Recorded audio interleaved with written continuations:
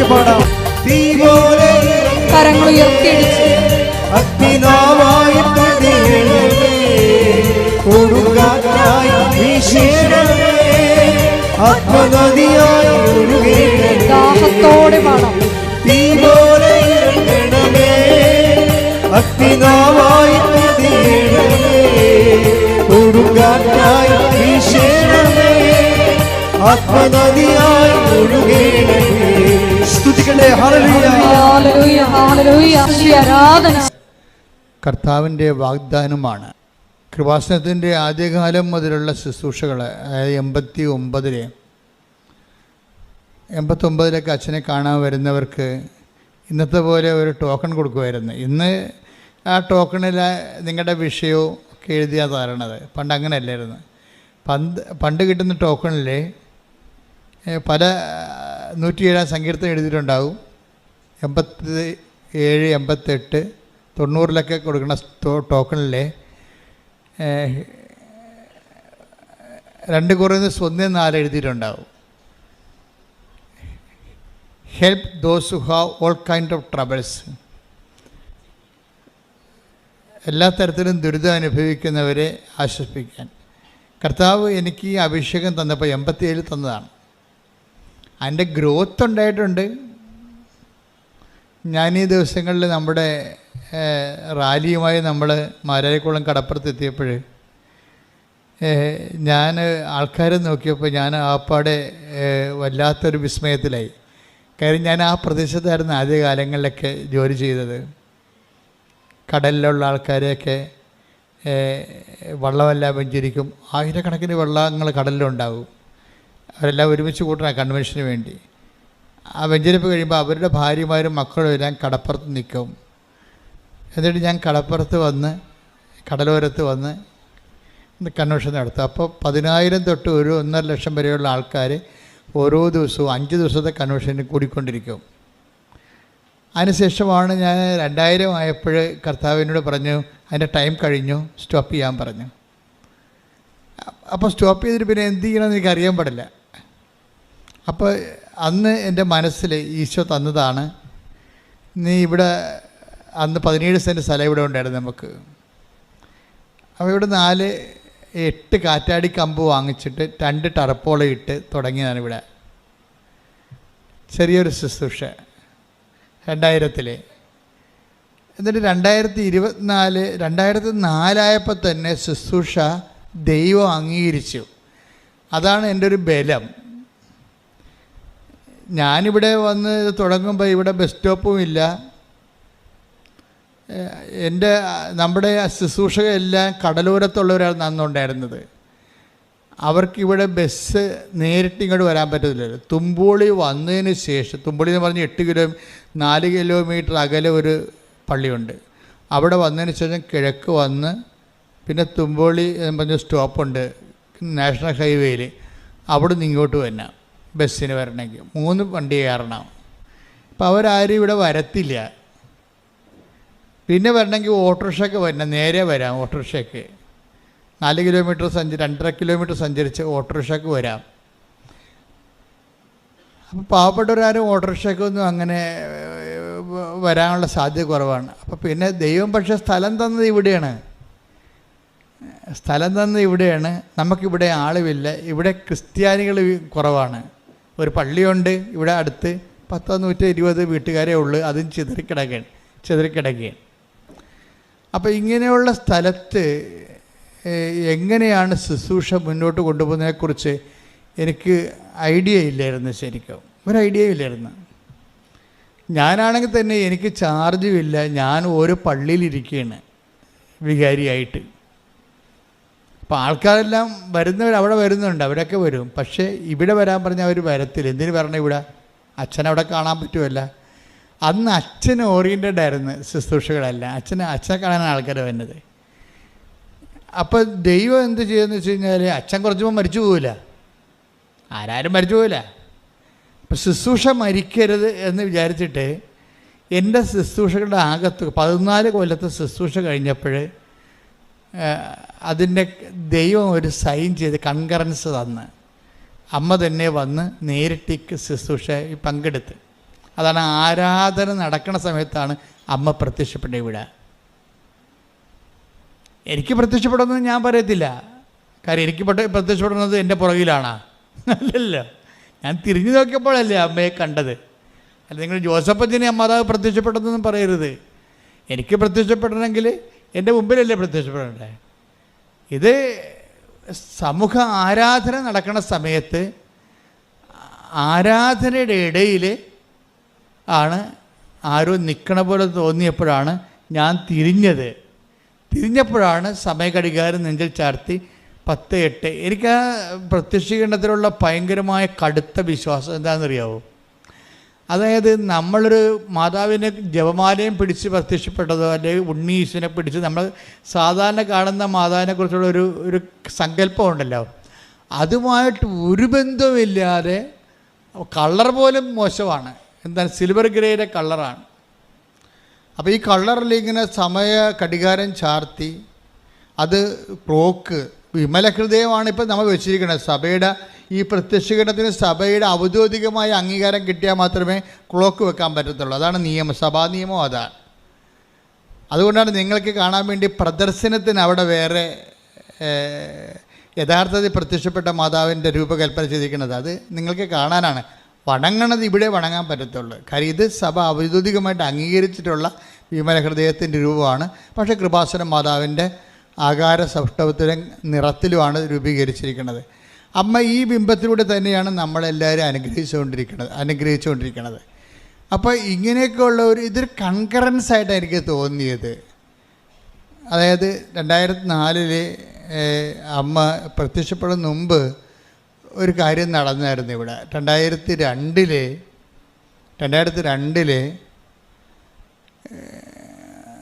ഒരു മനുഷ്യൻ, അപ്പോൾ 2001 ഒരു മാതാവിൻ്റെ ഒരു നൊവേന ഞാൻ നടത്തിക്കൊണ്ടിരിക്കുകയായിരുന്നു അവിടെ വടക്കേപ്പള്ളിയിൽ. അപ്പോൾ അന്ന് അവിടുത്തെ വികാരിയാണ്. അന്ന് 800 വീട്ടുകാരുണ്ട് അവിടെ, വലിയ ഇടവകയിലാണ്. ഞാൻ മാത്രമേ ഉണ്ടായിരുന്നു നേതൃത്വത്തിലേക്ക്. ഇപ്പോൾ അവിടെ 2 അച്ഛന്മാരുണ്ട്. അവിടെ വീണുപോയ ഒരു നൊവേനപ്പാടാണത്. വലിയ നൊവേനൊക്കെ നടന്നിരുന്നൊരു സ്ഥലമാണ് വടക്കിൽ. ഇപ്പോൾ കുറേ പ്രവർത്തകർക്ക് അതിൻ്റെ ഇപ്പോഴും അവിടെ അന്ന് വന്നത് ഇവിടെ ഉണ്ട്. അപ്പോഴേ ആ നൊവേന ഞാൻ 2ാമത് റീസ്റ്റാർട്ട് ചെയ്ത്. മാതാവിൻ്റെ നൊവേന വീണു പോയതാണ്.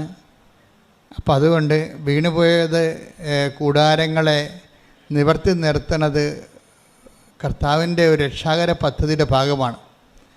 അതായത് പുരാതന നഷ്ടശിഷ്ടങ്ങളെ പുനരുദ്ധരിക്കുന്നവനെന്നും മതിലുകൾ പണിയുന്നവനെന്നും നീ അറിയപ്പെടും എന്ന് ഐസയുടെ വചനങ്ങളിലൊക്കെ പലപ്പോഴും എനിക്ക് എൻ്റെ മിഷനുമായിട്ട് ബന്ധപ്പെടുത്തി ഞാൻ പ്രാർത്ഥിച്ച് വചനമെടുക്കുമ്പോഴൊക്കെ കിട്ടിയിട്ടുണ്ട്. പുരാതന നഷ്ടശിഷ്ടങ്ങളെ പുനരുദ്ധരിക്കുന്നതാണ് നീ എന്ന്. നമ്മളെ സംബന്ധിച്ചിടത്തോളം എൻ്റെ മക്കളെ, നമ്മളുടെ നിങ്ങളെ എനിക്ക് നിങ്ങളോട് തരാനുള്ള ഉപദേശം എന്താ വെച്ചാൽ, നിങ്ങളിപ്പോൾ പല ദുരിതങ്ങളുമായിട്ടിവിടെ വന്നിരിക്കുക അല്ലേ? ശരിക്കും പറഞ്ഞാൽ ഒരു ദുരിതമേ മനുഷ്യനേ ഉള്ളു. എന്താണ് ദുരിതം? ദൈവത്തെ ആയിട്ടൊരു ബന്ധമില്ലാത്തതാണ് ദുരിതം.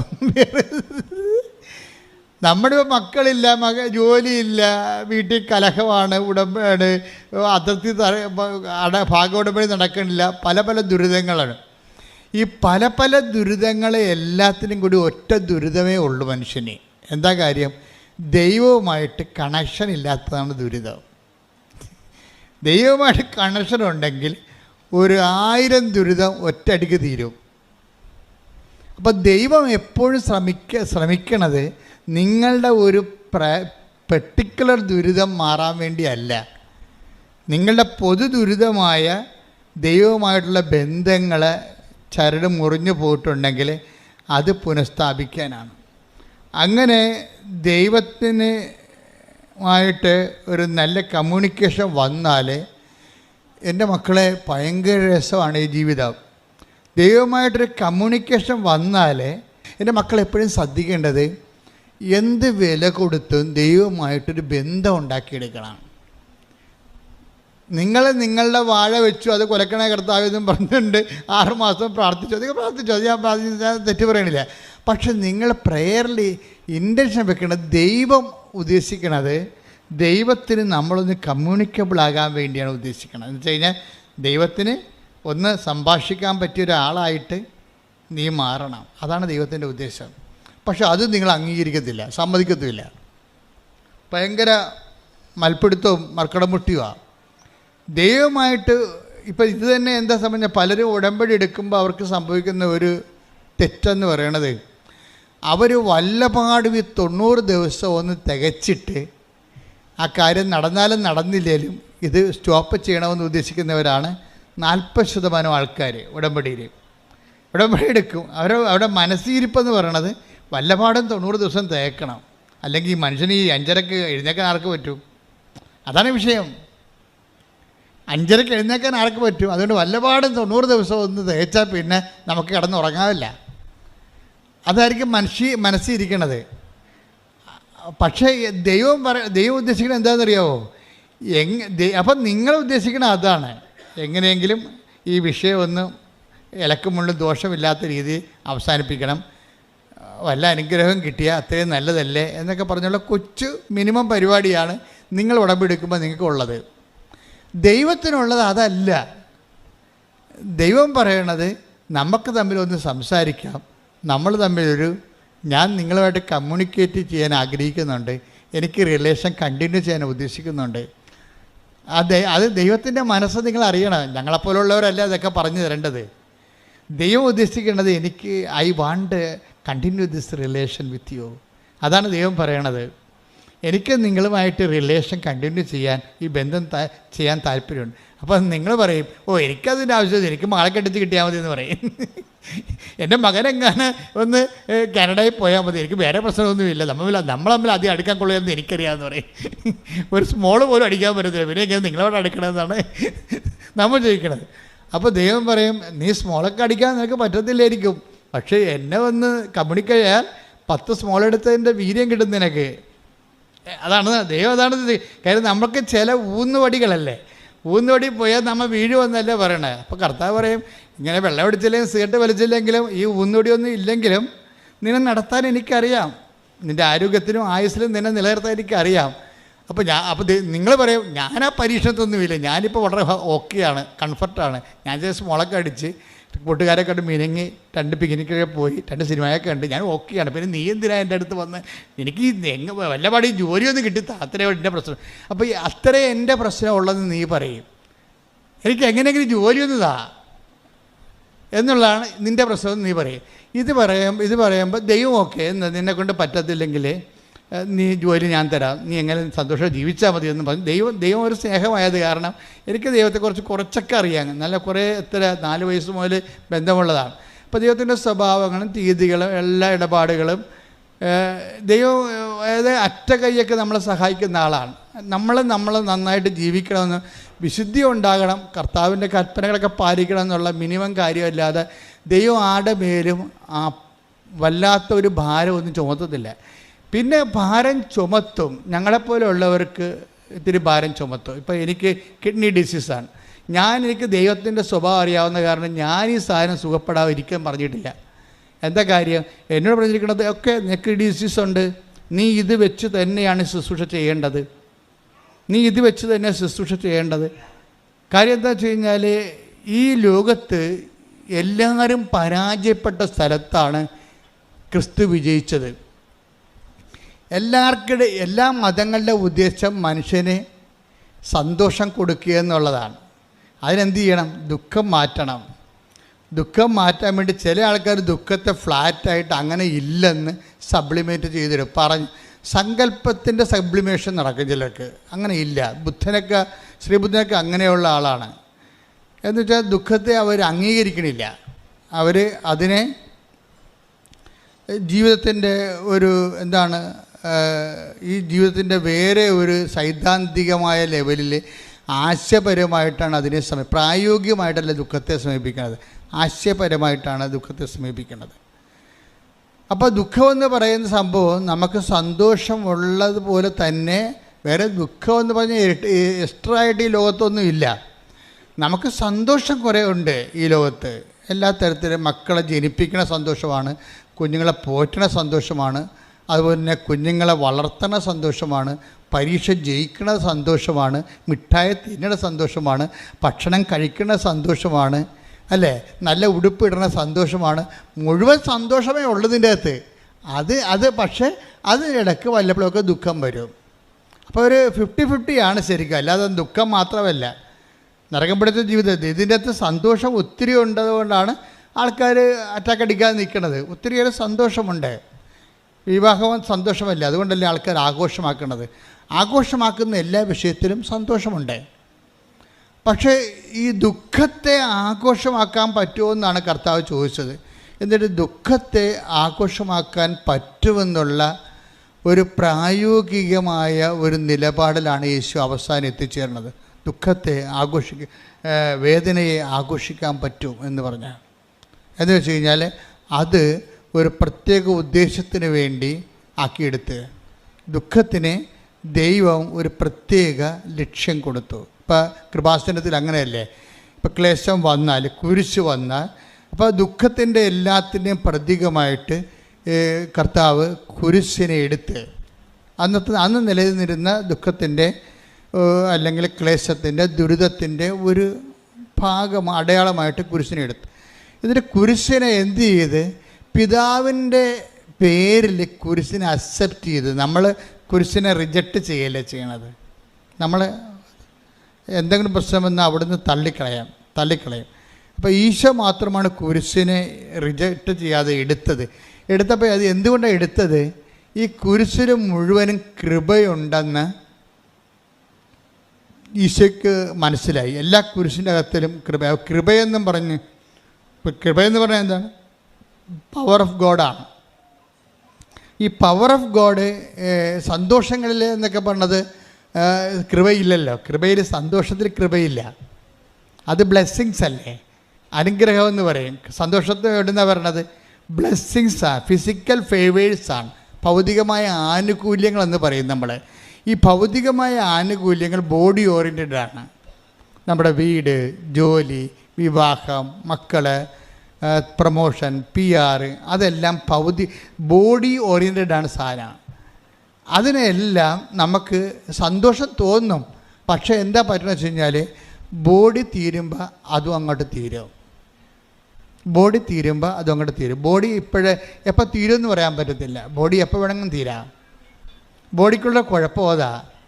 ബോഡി എത്ര ആരോഗ്യവാന്മാരായാലും ചിലപ്പോൾ പെട്ടെന്ന് ബോഡിയുടെ കപ്പാസിറ്റി തീരും. എല്ലാവരും വിചാരിക്കുന്നത് ബോഡി ഇങ്ങനെ നിലനിൽക്കും, സന്തോഷം നിലനിൽക്കും എന്നാണല്ല.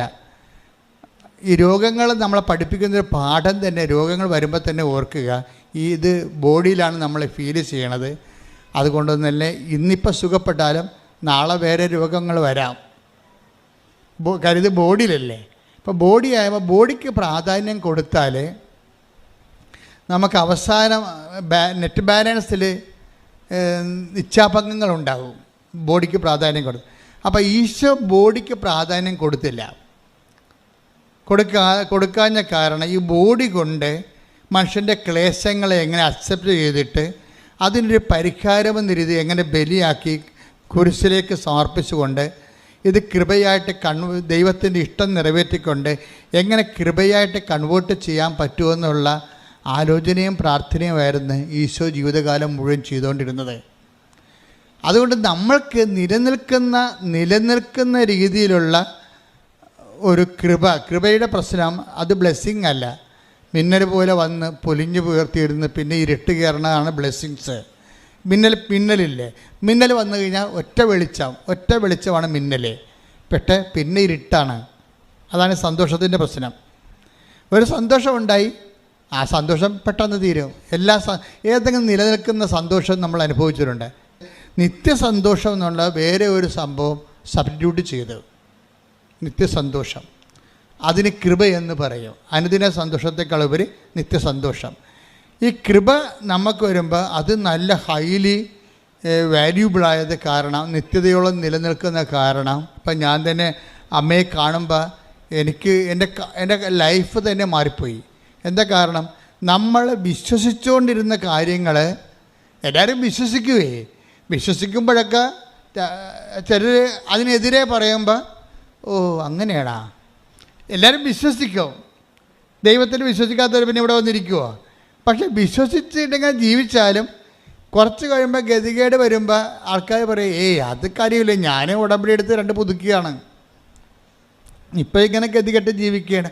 അങ്ങനെയാണല്ലോ, അത്രയല്ലേ ഉടമ്പടി. അപ്പോൾ പിന്നെ ഇവൾ ഉഴപ്പും. കാര്യം എപ്പോഴും നമുക്ക് പണി കിട്ടിക്കൊണ്ടേയിരിക്കും. നമ്മുടെ വിശ്വാസങ്ങളെന്ന് പറയുമ്പോൾ എപ്പോഴും പരീക്ഷണത്തിന് വിധേയമാണ്. നമുക്ക് വിശ്വാസം ഡിസ്റ്റർബ് ചെയ്യാതെ ഒരു നോൺ ഡിസ്റ്റർബൻറ്റ് ഏരിയ വിശ്വാസത്തിന് ഒരിക്കലും ഉണ്ടാകത്തില്ല. കാര്യം ദൈവം നമ്മൾ വിശ്വസിക്കണമെന്ന് പറഞ്ഞാലും ദൈവം പറയും എനിക്ക് വിശ്വാസമില്ലെന്ന് പറയും. ഇതാണ് വിശ്വാസത്തിൻ്റെ ഒരു ഗതികേട്. ഞാൻ വിശ്വസിക്കണം എന്നൊക്കെ പറഞ്ഞാലും ദൈവം പറയും നീ ആ പറയണതിൽ എനിക്ക് വിശ്വാസമില്ലെന്ന് പറയും. അപ്പോൾ എന്താണ് വിശ്വാസമില്ലാത്തത്? എനിക്ക് വിശ്വാസം ഉണ്ടായിട്ടല്ലേ ഞാൻ ഇത്രയും നാൾ നിൻ്റെ പുറകെ നടക്കണത്. അതൊക്കെ ശരിയാണ്. നിനക്ക് ടെസ്റ്റ് വന്നാൽ നീ അപ്പം തന്നെ നീ ഇട്ടച്ചും പോകുമെന്ന് പറയും. അതുകൊണ്ടാണ് അതിജീവിത വിശ്വാസം എന്ന് പറഞ്ഞ് വേറൊരു ടേബിള്, വേറെ ഒരു കൗണ്ടർ ഓപ്പൺ ചെയ്ത് അതിജീവിത വിശ്വാസം. ഈ വിശ്വാസത്തിലുള്ളവരിൽ കുറച്ച് പേര് ദൈവം ടെസ്റ്റ് ചെയ്തിട്ട് അങ്ങോട്ട് മാറ്റും. അഗ്നിശോധനയെ അതിജീവിക്കുന്ന നശ്വരമായ സ്വർണം. അപ്പോൾ സ്വർണം കാച്ചിയെടുത്ത സ്വർണത്തിന് ഊതിക്കാച്ചിയ പൊന്ന് അതിനൊരു മൂല്യമുണ്ട്. ഊതിക്കാച്ചിയ പൊന്നിനേക്കാൾ മൂല്യമുള്ളത് എന്താണ്? അഗ്നി പരീക്ഷകളെ അതിജീവിച്ച നിങ്ങളുടെ വിശ്വാസം. അതാണ് അതിജീവിത വിശ്വാസം. അത് കേവല വിശ്വാസമല്ല. വിശ്വാസത്തിൻ്റെ കമ്പാർട്ട്മെൻറ്റിൽ നിന്ന് 10 പേർക്ക് വിശ്വാസം ഉണ്ടെങ്കിൽ കർത്താവ് ഈ 10 പേർക്കും ടെസ്റ്റ് കൊടുക്കും. എന്ന് വെച്ചാൽ നീ പ്രാർത്ഥിച്ചിട്ടും കേൾക്കാത്ത വിഷയങ്ങളുണ്ടാകും. നിൻ്റെ പ്രാർത്ഥന തന്നെ കേൾക്കാത്ത അവസ്ഥകളുണ്ടാകും. നീ വിശുദ്ധിയോടെ ജീവിച്ചിട്ടും പ്രാർത്ഥനയോടെ പുലർന്നു പോയിട്ടും നിനക്കതുകൊണ്ട് പ്രത്യേകിച്ച് നേട്ടമൊന്നും ഇല്ലാത്ത അവസ്ഥ ഉണ്ടാകും. അങ്ങനെ ഇതെല്ലാം ശോധന ചെയ്യും. അപ്പോൾ കുറച്ച് പേര് പ്രാർത്ഥിച്ചിട്ടും പ്രശ്നങ്ങളാണെങ്കിൽ പിന്നെ പ്രാർത്ഥിക്കണത് എന്തിനാണ് എന്ന് ചോദിച്ചിട്ടുണ്ട്. കുറച്ച് പ്രാർത്ഥനക്കാർ അവിടെ നിന്ന് സ്കൂട്ടാകും. മനസ്സിലായില്ലേ? കുറച്ച് പേര് വണ്ടി വിടും. പ്രാർത്ഥന നമുക്ക് എങ്ങനെയെങ്കിലും ജീവിച്ചാൽ മതിയല്ലേ, ഇവിടെ ചകണം വരെ എങ്ങനെയെങ്കിലും ജീവിച്ചാൽ മതിയില്ല എന്ന് വിചാരിച്ചുകൊണ്ട് അവർ വളരെ പ്രാക്ടിക്കലാവും. ഇങ്ങനെ പ്രാക്ടിക്കലായിട്ടുള്ള ഒത്തിരി ആൾക്കാരുണ്ട്. അവരങ്ങനെ ആവശ്യമില്ലാതെ ദൈവത്തോട് അടുക്കുകയോ അടുത്ത് വന്ന് പണി മേടിക്കുകയോ ഒന്നും ചെയ്തത്. വളരെ ബുദ്ധിമാന്മാരായ മനുഷ്യരാണ് അവർ. ആവശ്യമില്ലാത്ത ഒരു പരിപാടിക്കും അവരില്ല. പിന്നെ വല്ല അവസാന ഞായറാഴ്ചയൊക്കെ കുരുത്തോല കൊടുക്കാൻ നേരത്ത് എങ്ങാനും ദൈവം ഉണ്ടെങ്കിൽ നമുക്ക് പണി കിട്ടുമല്ലോ എന്ന് വിചാരിച്ചുകൊണ്ട് പണി കിട്ടാതിരിക്കാൻ വേണ്ടി ഓല മേടിക്കാൻ പോകും. ആ ഓല മേടിക്കാൻ പോയി അവർ ഓലയും കൊണ്ട് വീട്ടിലൊന്നും പോരത്തില്ല. ആ ഓല കൊണ്ടുപോയി മരിച്ചവരുടെ പെടയ്ക്ക് കുടുക്കിടും അവർ. നമ്മൾ ഈ ഓശാന ഞായറാഴ്ച ചെന്നാൽ എന്താ ചെയ്യണത്? എല്ലാ അപ്പം ചത്തുപോയ എല്ലാ അപ്പന്മാരുടെ കുരിശിൽ ഈ ഓശാനയുടെ ഓല കൊണ്ട് കുടുക്കിട്ടിട്ടുണ്ടാവും. അവരത് അവർക്ക് വീട്ടിൽ കൊണ്ടുപോകാൻ ബുദ്ധിമുട്ടാണ്. അപ്പൻ്റെ പെടരയ്ക്ക് പണ്ടേ അപ്പനെ കുടുക്കിട്ടാണ് കൊന്നത്. ഓശാന ഞായറാഴ്ചയുടെ കുടുക്കും കൂടി അവൻ്റെ പെടരയ്ക്ക് വെച്ച് കൊടുത്തിട്ട് അവർ സ്കൂട്ടാവിടുന്നതാണ്. അപ്പോൾ ആവശ്യമില്ലാത്ത പരീക്ഷത്തൊന്നും അവർ പോകത്തില്ല. അവരങ്ങനെ അടിച്ചു പൊളിച്ച് സുന്ദരമായിട്ട് ജീവിക്കും. ഒരു കാലത്ത് മരിച്ചും പോകും. അപ്പോൾ എനിക്കതൊക്കെ എങ്ങനെ മനസ്സിലാവുന്നത്? ഞാനീ പിണമെടുക്കും 1700 പിണമെടുത്തിട്ടുണ്ട്. 10-38 കൊല്ലത്തിനുള്ളിൽ പിണമെടുക്കാൻ ചെല്ലുമ്പോൾ ചില സമയത്ത് ഈശോ പറയും ഈ പണ്ടാരത്തിനിട്ട് ഒരു പ്രാർത്ഥന ചെയ്യാൻ നിൻ്റെ പെടരക്കടി അടിക്കുമെന്ന് പറയും. എന്താ സംഭവിച്ചു കഴിഞ്ഞാൽ ആൾക്കാർ രാഷ്ട്രീയക്കാരൊക്കെ ഉണ്ടാകും, ഒത്തിരി പേര് വലിയ നാട്ടിലെ പ്രമാണിയ ആരെങ്കിലുമൊക്കെ ഇരിക്കും. പക്ഷേ കർത്താവ് പറയും ഈ പണ്ടാരത്തിനൊരു സ്വർഗസ്ഥനായ വിധാനം ചെല്ലിയ നിൻ്റെ പട്ടം ഞാൻ പിടിക്കുമെന്ന് പറയും. അപ്പോൾ ഞാൻ മിണ്ടത്തില്ല. ഞാൻ പറഞ്ഞു കപ്പേര് കാശ് കിട്ടണമല്ല, കപ്പേര് ഇല്ലിക്കളാൻ പറയും. അപ്പോൾ കപ്പേര് അവിടെ മഹിമ 7 വരുവിൻ തന്നെ വിശുദ്ധന്മാരൊക്കെ പറഞ്ഞപ്പോൾ ആടി പ്രാർത്ഥിച്ച് പുള്ളിയെ ഒരു പരുവത്തിലാക്കി എടുത്തുകൊണ്ട് പോരും. പുഴിക്കവരെ മിണ്ടത്തില്ല ഞാൻ. എന്താ സാധനം? ജീവിതകാലം മുഴുവൻ ദൈവത്തെ നിഷേധിച്ചതാണ്.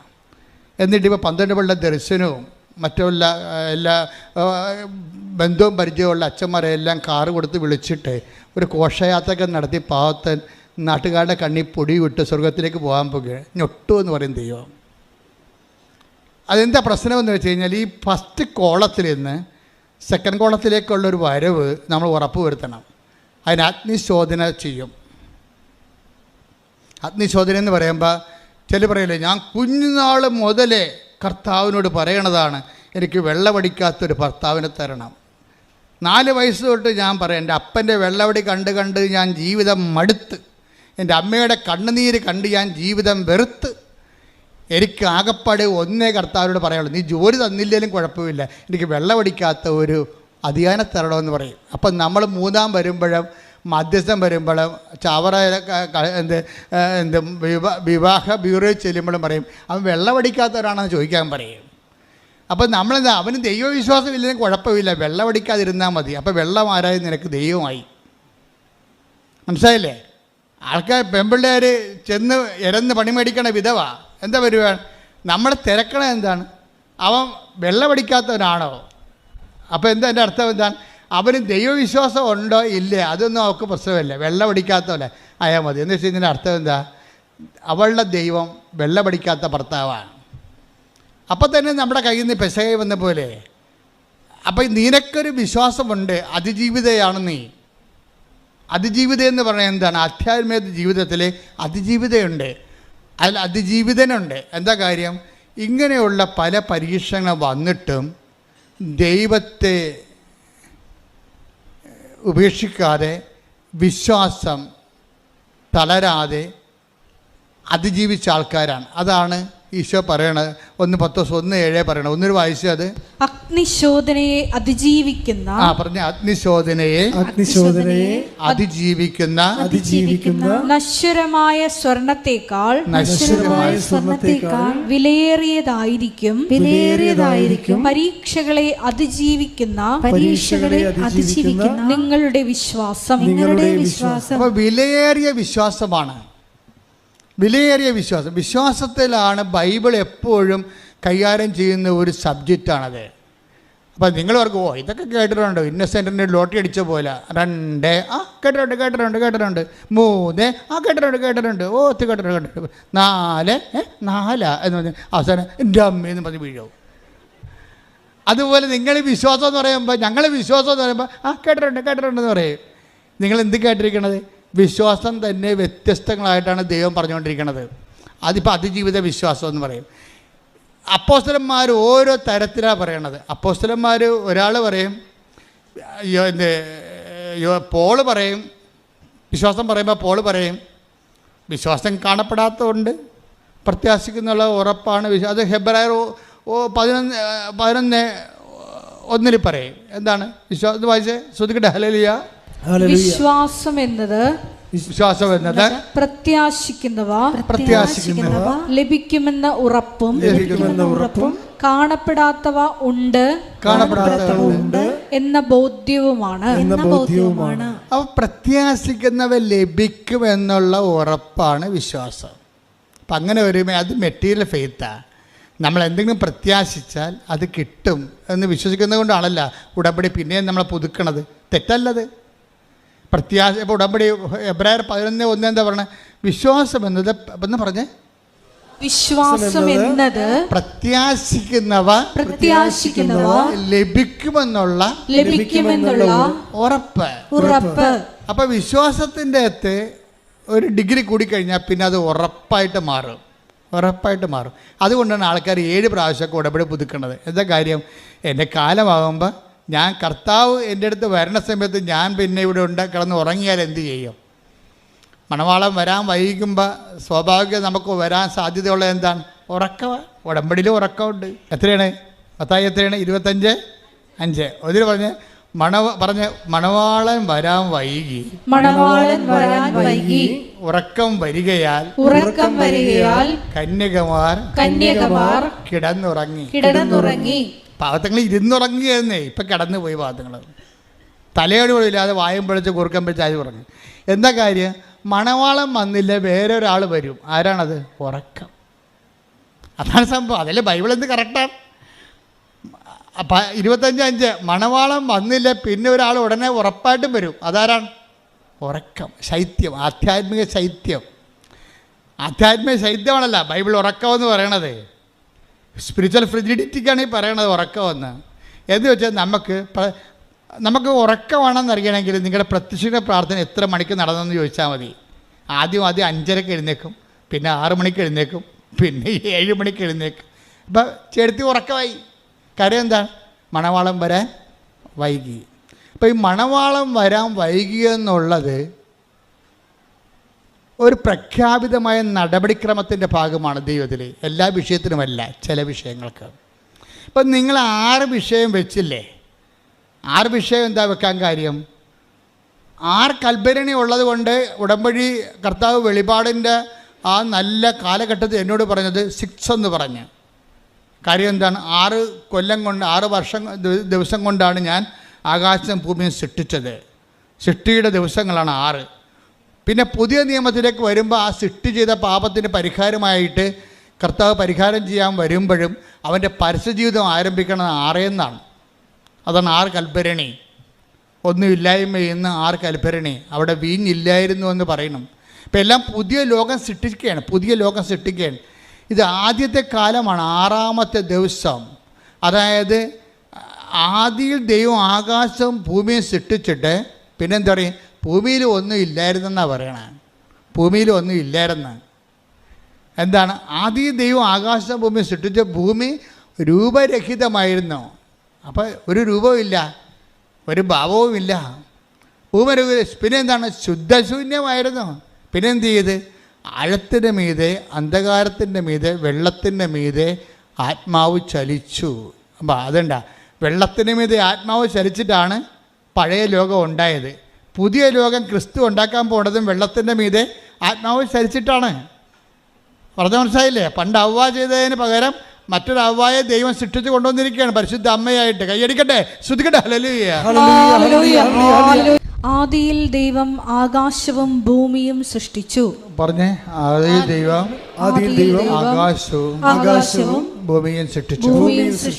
ഭൂമി രൂപരഹിതവും ശൂന്യവുമായിരുന്നു. ആഴത്തിന് മുകളിൽ അന്ധകാരം വ്യാപിച്ചിരുന്നു. ദൈവത്തിന്റെ ചൈതന്യം വെള്ളത്തിന് മീതെ ചലിച്ചുകൊണ്ടിരുന്നു. ദൈവം കൽപ്പിച്ച് വെളിച്ചമുണ്ടാവട്ടെ, വെളിച്ചമുണ്ടായി. അപ്പോൾ വെളിച്ചമുണ്ടാകണ മുമ്പ് ആദ്യം പറഞ്ഞത് ആരാണ്? ആത്മാവാണ് വരണത്. അപ്പോൾ രൂപരഹിതം. ഇപ്പോൾ ഉടമ്പടി എടുക്കുന്ന സമയത്ത് നമ്മുടെ ജീവിതം തന്നെ പഴയ നിയമത്തിലെ ആകാശവും ഭൂമിയും പോലെയാണ്. കാര്യം, എങ്ങനെ മകളെ കെട്ടിക്കും? നമുക്കൊരു രൂപമില്ല. എങ്ങനെയാണ് ഈ 10-45 കോടി രൂപയുടെ കടം എങ്ങനെയാണ് തീർക്കണത്? നമുക്കൊരു രൂപമില്ല. അപ്പോൾ ഇതൊക്കെ എന്നോട് പറയുമ്പോൾ ഞാൻ ചിരിച്ചുകൊണ്ട് ഇരിക്കണം. കണ്ടിട്ടില്ലേ? നീ കണ്ടിട്ടില്ലേ ആൾക്കാരെ? ചിലത് സീരിയസ് കേൾക്കും. വ്യക്തിപരമായ ഉപദേശം ആവശ്യമുള്ളത് സീരിയസ് കേൾക്കും. ദൈവം ഇടപെടേണ്ട കാര്യത്തിന് ഞാൻ സന്തോഷമായിട്ടിരിക്കും. നിങ്ങൾ എൻ്റെ മുഖത്ത് നോക്കിയാൽ മനസ്സിലാകും. ഞാൻ ഇപ്പോൾ ഉപദേശം കൊടുക്കേണ്ട കാര്യമാണെങ്കിൽ ഞാൻ സീരിയസ് ആയിട്ട് കേൾക്കും. ഈ വിഷയം ദൈവത്തിൻ്റെ ടേബിളിലോട്ട് ചേഞ്ച് ചെയ്യേണ്ടാണ് ഈ ഫയലെങ്കിലും കണ്ട് ഞാനിത് ചിരിച്ചുകൊണ്ട് സന്തോഷത്തോടെ കേൾക്കും. എന്താ കാര്യം? എന്നിട്ട് ഇവരെ എംപവർ ചെയ്യും. കാര്യം, ഇവർക്ക് രൂപമില്ല. അവർക്കറിയത്തില്ല ഈ കടങ്ങൾ എങ്ങനെ പരിഹരിക്കുമെന്ന് അറിയത്തില്ല. അവർക്കറിയത്തില്ല ഈ രോഗം എല്ലാവരും ഇങ്ങനെ കൈവിട്ടപ്പോൾ ഇതെങ്ങനെ സുഖപ്പെടുമെന്ന് അവർക്കറിയത്തില്ല. പിന്നെ ഒരു വിശ്വാസത്തിന് ഉന്തിത്തള്ളി ആരോ കൊണ്ടുവന്നിരിക്കുകയാണ് ഇവർക്കതിനുള്ള ത്രാണിയും ഒന്നുമില്ല. പക്ഷേ ഇവിടെ കാര്യം മൊത്തമായിട്ട് ചെയ്യേണ്ടത് എന്താണ്? അമ്മയുടെ ടേബിളിലാണ് ഈ ഫയൽ ചെയ്യേണ്ടത്. കാര്യം എന്താ? ഇത് ഞാൻ ചെയ്യേണ്ട ഫയലല്ല, അമ്മയുടെ ഫയലിലേക്ക് അത് മാറ്റും. അതുകൊണ്ട് ഞാൻ മിക്കവാറും ഈ സാധനം കൊണ്ടുവന്ന് അമ്മയുടെ അടുത്ത് കൊടുത്തിട്ട് പറയും, ഈ വിഷയത്തിൽ എനിക്ക് മറുപടിയൊന്നുമില്ല, ഇത് നീ ഡയറക്റ്റ് ചെയ്യേണ്ട കാര്യങ്ങളാണ്.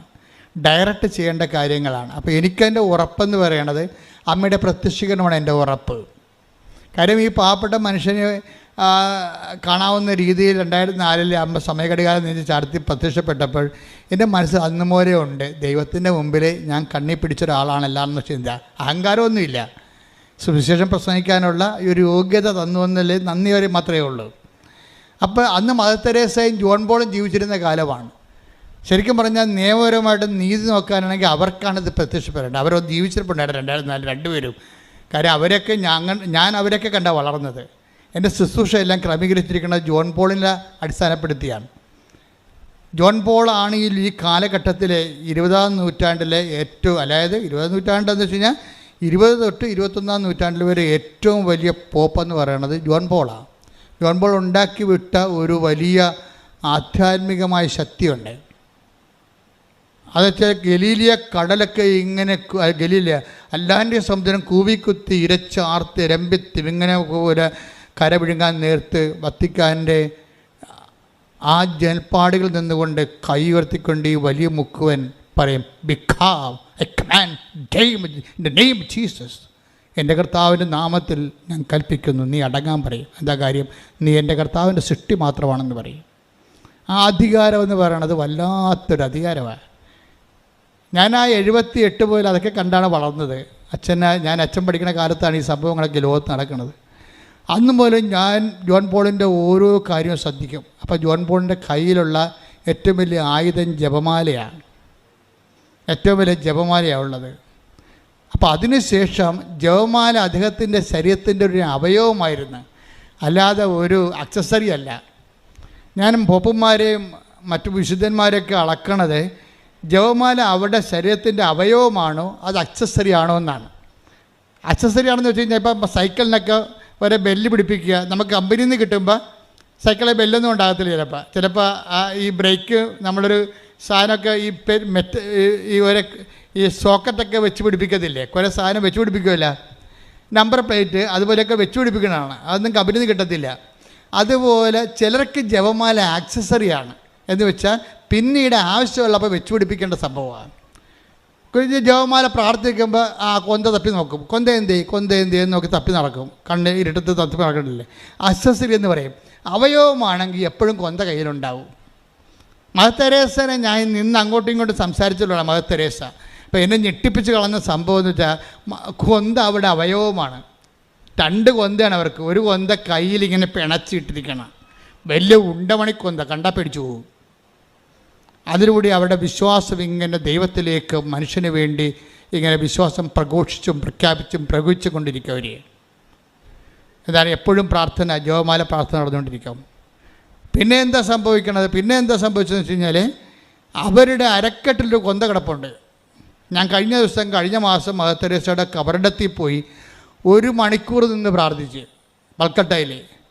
കാര്യം ഞാൻ നേരിട്ട് അന്ന് കണ്ട മദർ തെരേസ ഒരു മനുഷ്യ സ്ത്രീയായിരുന്നു. ഇന്ന് അവരൊരു വിശുദ്ധയാണ്. അപ്പം ഞാൻ അവരോട് സംസാരിച്ചിട്ടുള്ളതല്ലേ. അപ്പോൾ അവരുടെ കുഴിമാടത്തിൽ പോകുമ്പോൾ എനിക്ക് വല്ലാത്തൊരു അഭിഷേകമാണ് തോന്നണത്. അവിടെ 1 മണിക്കൂറോളം ഞാൻ അവിടെ നിന്ന് പ്രാർത്ഥിച്ച്. കാര്യം എന്താ? അപ്പോഴൊക്കെ ഞാൻ ഓർത്തത് ഇവിടെ കയ്യെ പിണഞ്ഞു കിടക്കുന്ന ജപമാലയും പിന്നെ അരക്കെട്ടിൽ നിന്ന് താത്തിയിട്ടിരിക്കുന്ന ജപമാലയുണ്ട്, കെട്ടിത്തൂതി. അത് നമ്മുടെ കാലേ വന്ന് മുട്ടും. അത് കണ്ടു കഴിഞ്ഞാൽ അവർക്ക് 4.5 അടി പൊക്കമേ ഉള്ളൂ. അത് കാരണം ജപമാല വേണമെങ്കിൽ അവർക്ക് ചെറിയൊരു ജപമാല മേടിച്ചിട്ടാൽ മതിയായിരുന്നു. ഇവർ വലിയ നമ്മുടെ ഒരു ഭാഗമുള്ള ജപമാലയാണ് കെട്ടിയിട്ടുള്ളത്. അത് അരക്കെട്ടിൽ നിന്ന് കെട്ടിയിട്ട് താഴേക്ക് ഇട്ടിരിക്കുകയാണ്. അത് അവർക്ക് അവയവമാണ് ജപമാല. ജോൺ പോളിനും ജപമാല അവയവമാണ്. കാര്യം അതൊരു AK-47 പോലെ സംഭവമാണ്. എങ്ങാനും നമ്മുടെ വിശ്വാസത്തെയോ അതുപോലെ തന്നെ പിശാച് നമ്മുടെ ജീവിത പരിസരങ്ങളിൽ വന്നു കഴിഞ്ഞാൽ ഇവനപ്പം തന്നെ എടുത്ത് ഷൂട്ട് ചെയ്യും. ഉടനെ ഓട്ടോമാറ്റിക്കായിട്ട് ജപമാല എടുത്ത് ഷൂട്ട് ചെയ്യും. കമാൻഡൊന്നും പറയണ്ടാരും, നമ്മൾ തന്നെ എടുത്തിട്ട് ഷൂട്ട് ചെയ്യും. കാര്യം എന്താ? ഇതിലെ പോകുന്ന ഉണ്ടമണികളെന്ന് പറയുന്നത് വല്ലാത്ത സംഭവമാണ്. ഇതെല്ലാം TMD അടിച്ചിട്ടിരിക്കുന്നതാണ്. ഒരു സ്വർഗസ്ഥനായ പിതാവും 10 എണ്ണ പറഞ്ഞുകൂടി ചെല്ലണ മുമ്പ് അത് മുഴുവൻ 6 വചനം 12 വചനങ്ങളാണ് പോണത്. 12 ഉണ്ടയാണ് ഒറ്റയടിക്ക് തീർക്കണത് ഒരു രഹസ്യത്തിൽ. അത് പടപടാന്ന് പൊട്ടും. അതെന്ന് പറയണത് അതിജീവിത വിശ്വാസം ഉണ്ടെങ്കിൽ പെട്ടെന്ന് വർക്കൗട്ട് ചെയ്യും. സാധാരണ വിശ്വാസക്കാരെക്കാൾ അതിജീവിത വിശ്വാസക്കാർക്കാണ് ജപമാല പൊട്ടണത്. അത് എപ്പോഴും പോക്കറ്റിലുണ്ടാകും, ചിലപ്പോൾ 1ഉം 2ഉം ഉണ്ടാകും. അത് അവയവമാണ്, അക്സസറി അല്ല. ഞാൻ കഴിഞ്ഞ ദിവസങ്ങൾ അർത്തിങ്കൽ സംസാരിച്ചായിരുന്നു. നിങ്ങൾ കർണക്കൊന്ത ചെല്ലിയാണ് സ്പിരിച്വാലിറ്റി ദാരിദ്ര്യമായെന്ന് ഞാൻ പറഞ്ഞായിരുന്നു. എനിക്കത് പിൻവലിക്കുന്നതിന് പ്രശ്നമൊന്നുമില്ല എൻ്റെ പ്രസ്താവന. അതിൻ്റെ കാരണം വെച്ചാൽ ഞാൻ ഉദ്ദേശിച്ച ചിലക്ക് തെറ്റിദ്ധരിച്ചു പോയി. തെറ്റിദ്ധാരണ എന്ന് വെച്ച് കഴിഞ്ഞാൽ നിങ്ങൾ ഇത്രയും പവറുള്ള ജപമാല ബാറ്റിൽ ഓഫ് ലെപ്പാൻഡോ മുതൽ ഇന്ന് വരെ സഭയെ പൈശാചിക ശക്തികളും സംരക്ഷിച്ച് പ്രതിരോധിച്ച് നിലനിർത്തിയ മാതാവിന് യുദ്ധക്കളത്തിൽ ഇറക്കുന്ന പ്രാർത്ഥനയാണ് ജപമാല. അതിനെ ചില അണ്ണന്മാരെ സബ്സ്റ്റിറ്റ്യൂട്ട് ചെയ്തു. That was my point. അർത്ഥങ്ങൾ ഞാൻ അതാണ് പറഞ്ഞത്. നിങ്ങൾ ജപമാലയെ സബ്സ്റ്റിറ്റ്യൂട്ട് ചെയ്തിട്ട് കർണക്കൊന്ത എടുത്തു. കൊന്ത എന്ന് പറയേണ്ട കാര്യമില്ല, അത് തെറ്റിദ്ധാരണ പരത്തിയതാണ്. കരുണയുടെ പ്രാർത്ഥനയാണത്. അത് കൊന്തെന്ന് വിളിക്കേണ്ട കാര്യം എന്ത്?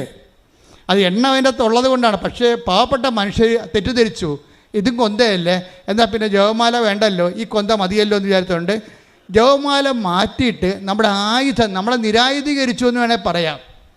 നമ്മളെ നിരായുധീകരിച്ചുകൊണ്ട് കരുണയുടെ പ്രാർത്ഥന കൊന്തയുടെ സ്ഥാനം അപഹരിച്ചെടുത്തു. എല്ലാവർക്കുമല്ല, ചിലർക്ക്. അതാണ് ഞാൻ അർത്ഥങ്ങൾ സൂചിപ്പിച്ചത്. ആർക്കെങ്കിലും തെറ്റിദ്ധാരണ വന്നിട്ടുണ്ടെങ്കിൽ നിങ്ങൾ തന്നെ തിരുത്തേണ്ടതാണ്. കാര്യം ഞാൻ അങ്ങനെ ഉദ്ദേശിച്ചിട്ടില്ല. ഞാൻ ഉദ്ദേശിച്ചത് കർണക്കൊന്തര ഒരു പാഷൻ പ്രാർത്ഥനയാണ്. കർണക്കൊന്ത ഒരു പാഷൻ, കർത്താവിൻ്റെ പീഡാനുഭവത്തെ അടിസ്ഥാനപ്പെടുത്തിക്കൊണ്ട് സിസ്റ്റർ ഫൗസിനേക്ക് നൽകിയ ഒരു പീഡാനുഭവ പ്രാർത്ഥനയാണ്. ആ പീഡാനുഭവത്തിൻ്റെ അടിസ്ഥാനത്തിൽ പാപത്തിൻ്റെ പരിഹാരത്തിന് വേണ്ടിയാണ് നമ്മൾ പ്രാർത്ഥിക്കുന്നത്, ലോകം മുഴുവനുള്ള സമാധാനത്തിന് വേണ്ടി. അപ്പം അത് സഭയുടെ മജിസ്റ്റേരിയമാണ്. അതിൽ തന്നെ ബലമുള്ളതാണ്, തെറ്റില്ല. പക്ഷേ you should not substitute the Holy rosary.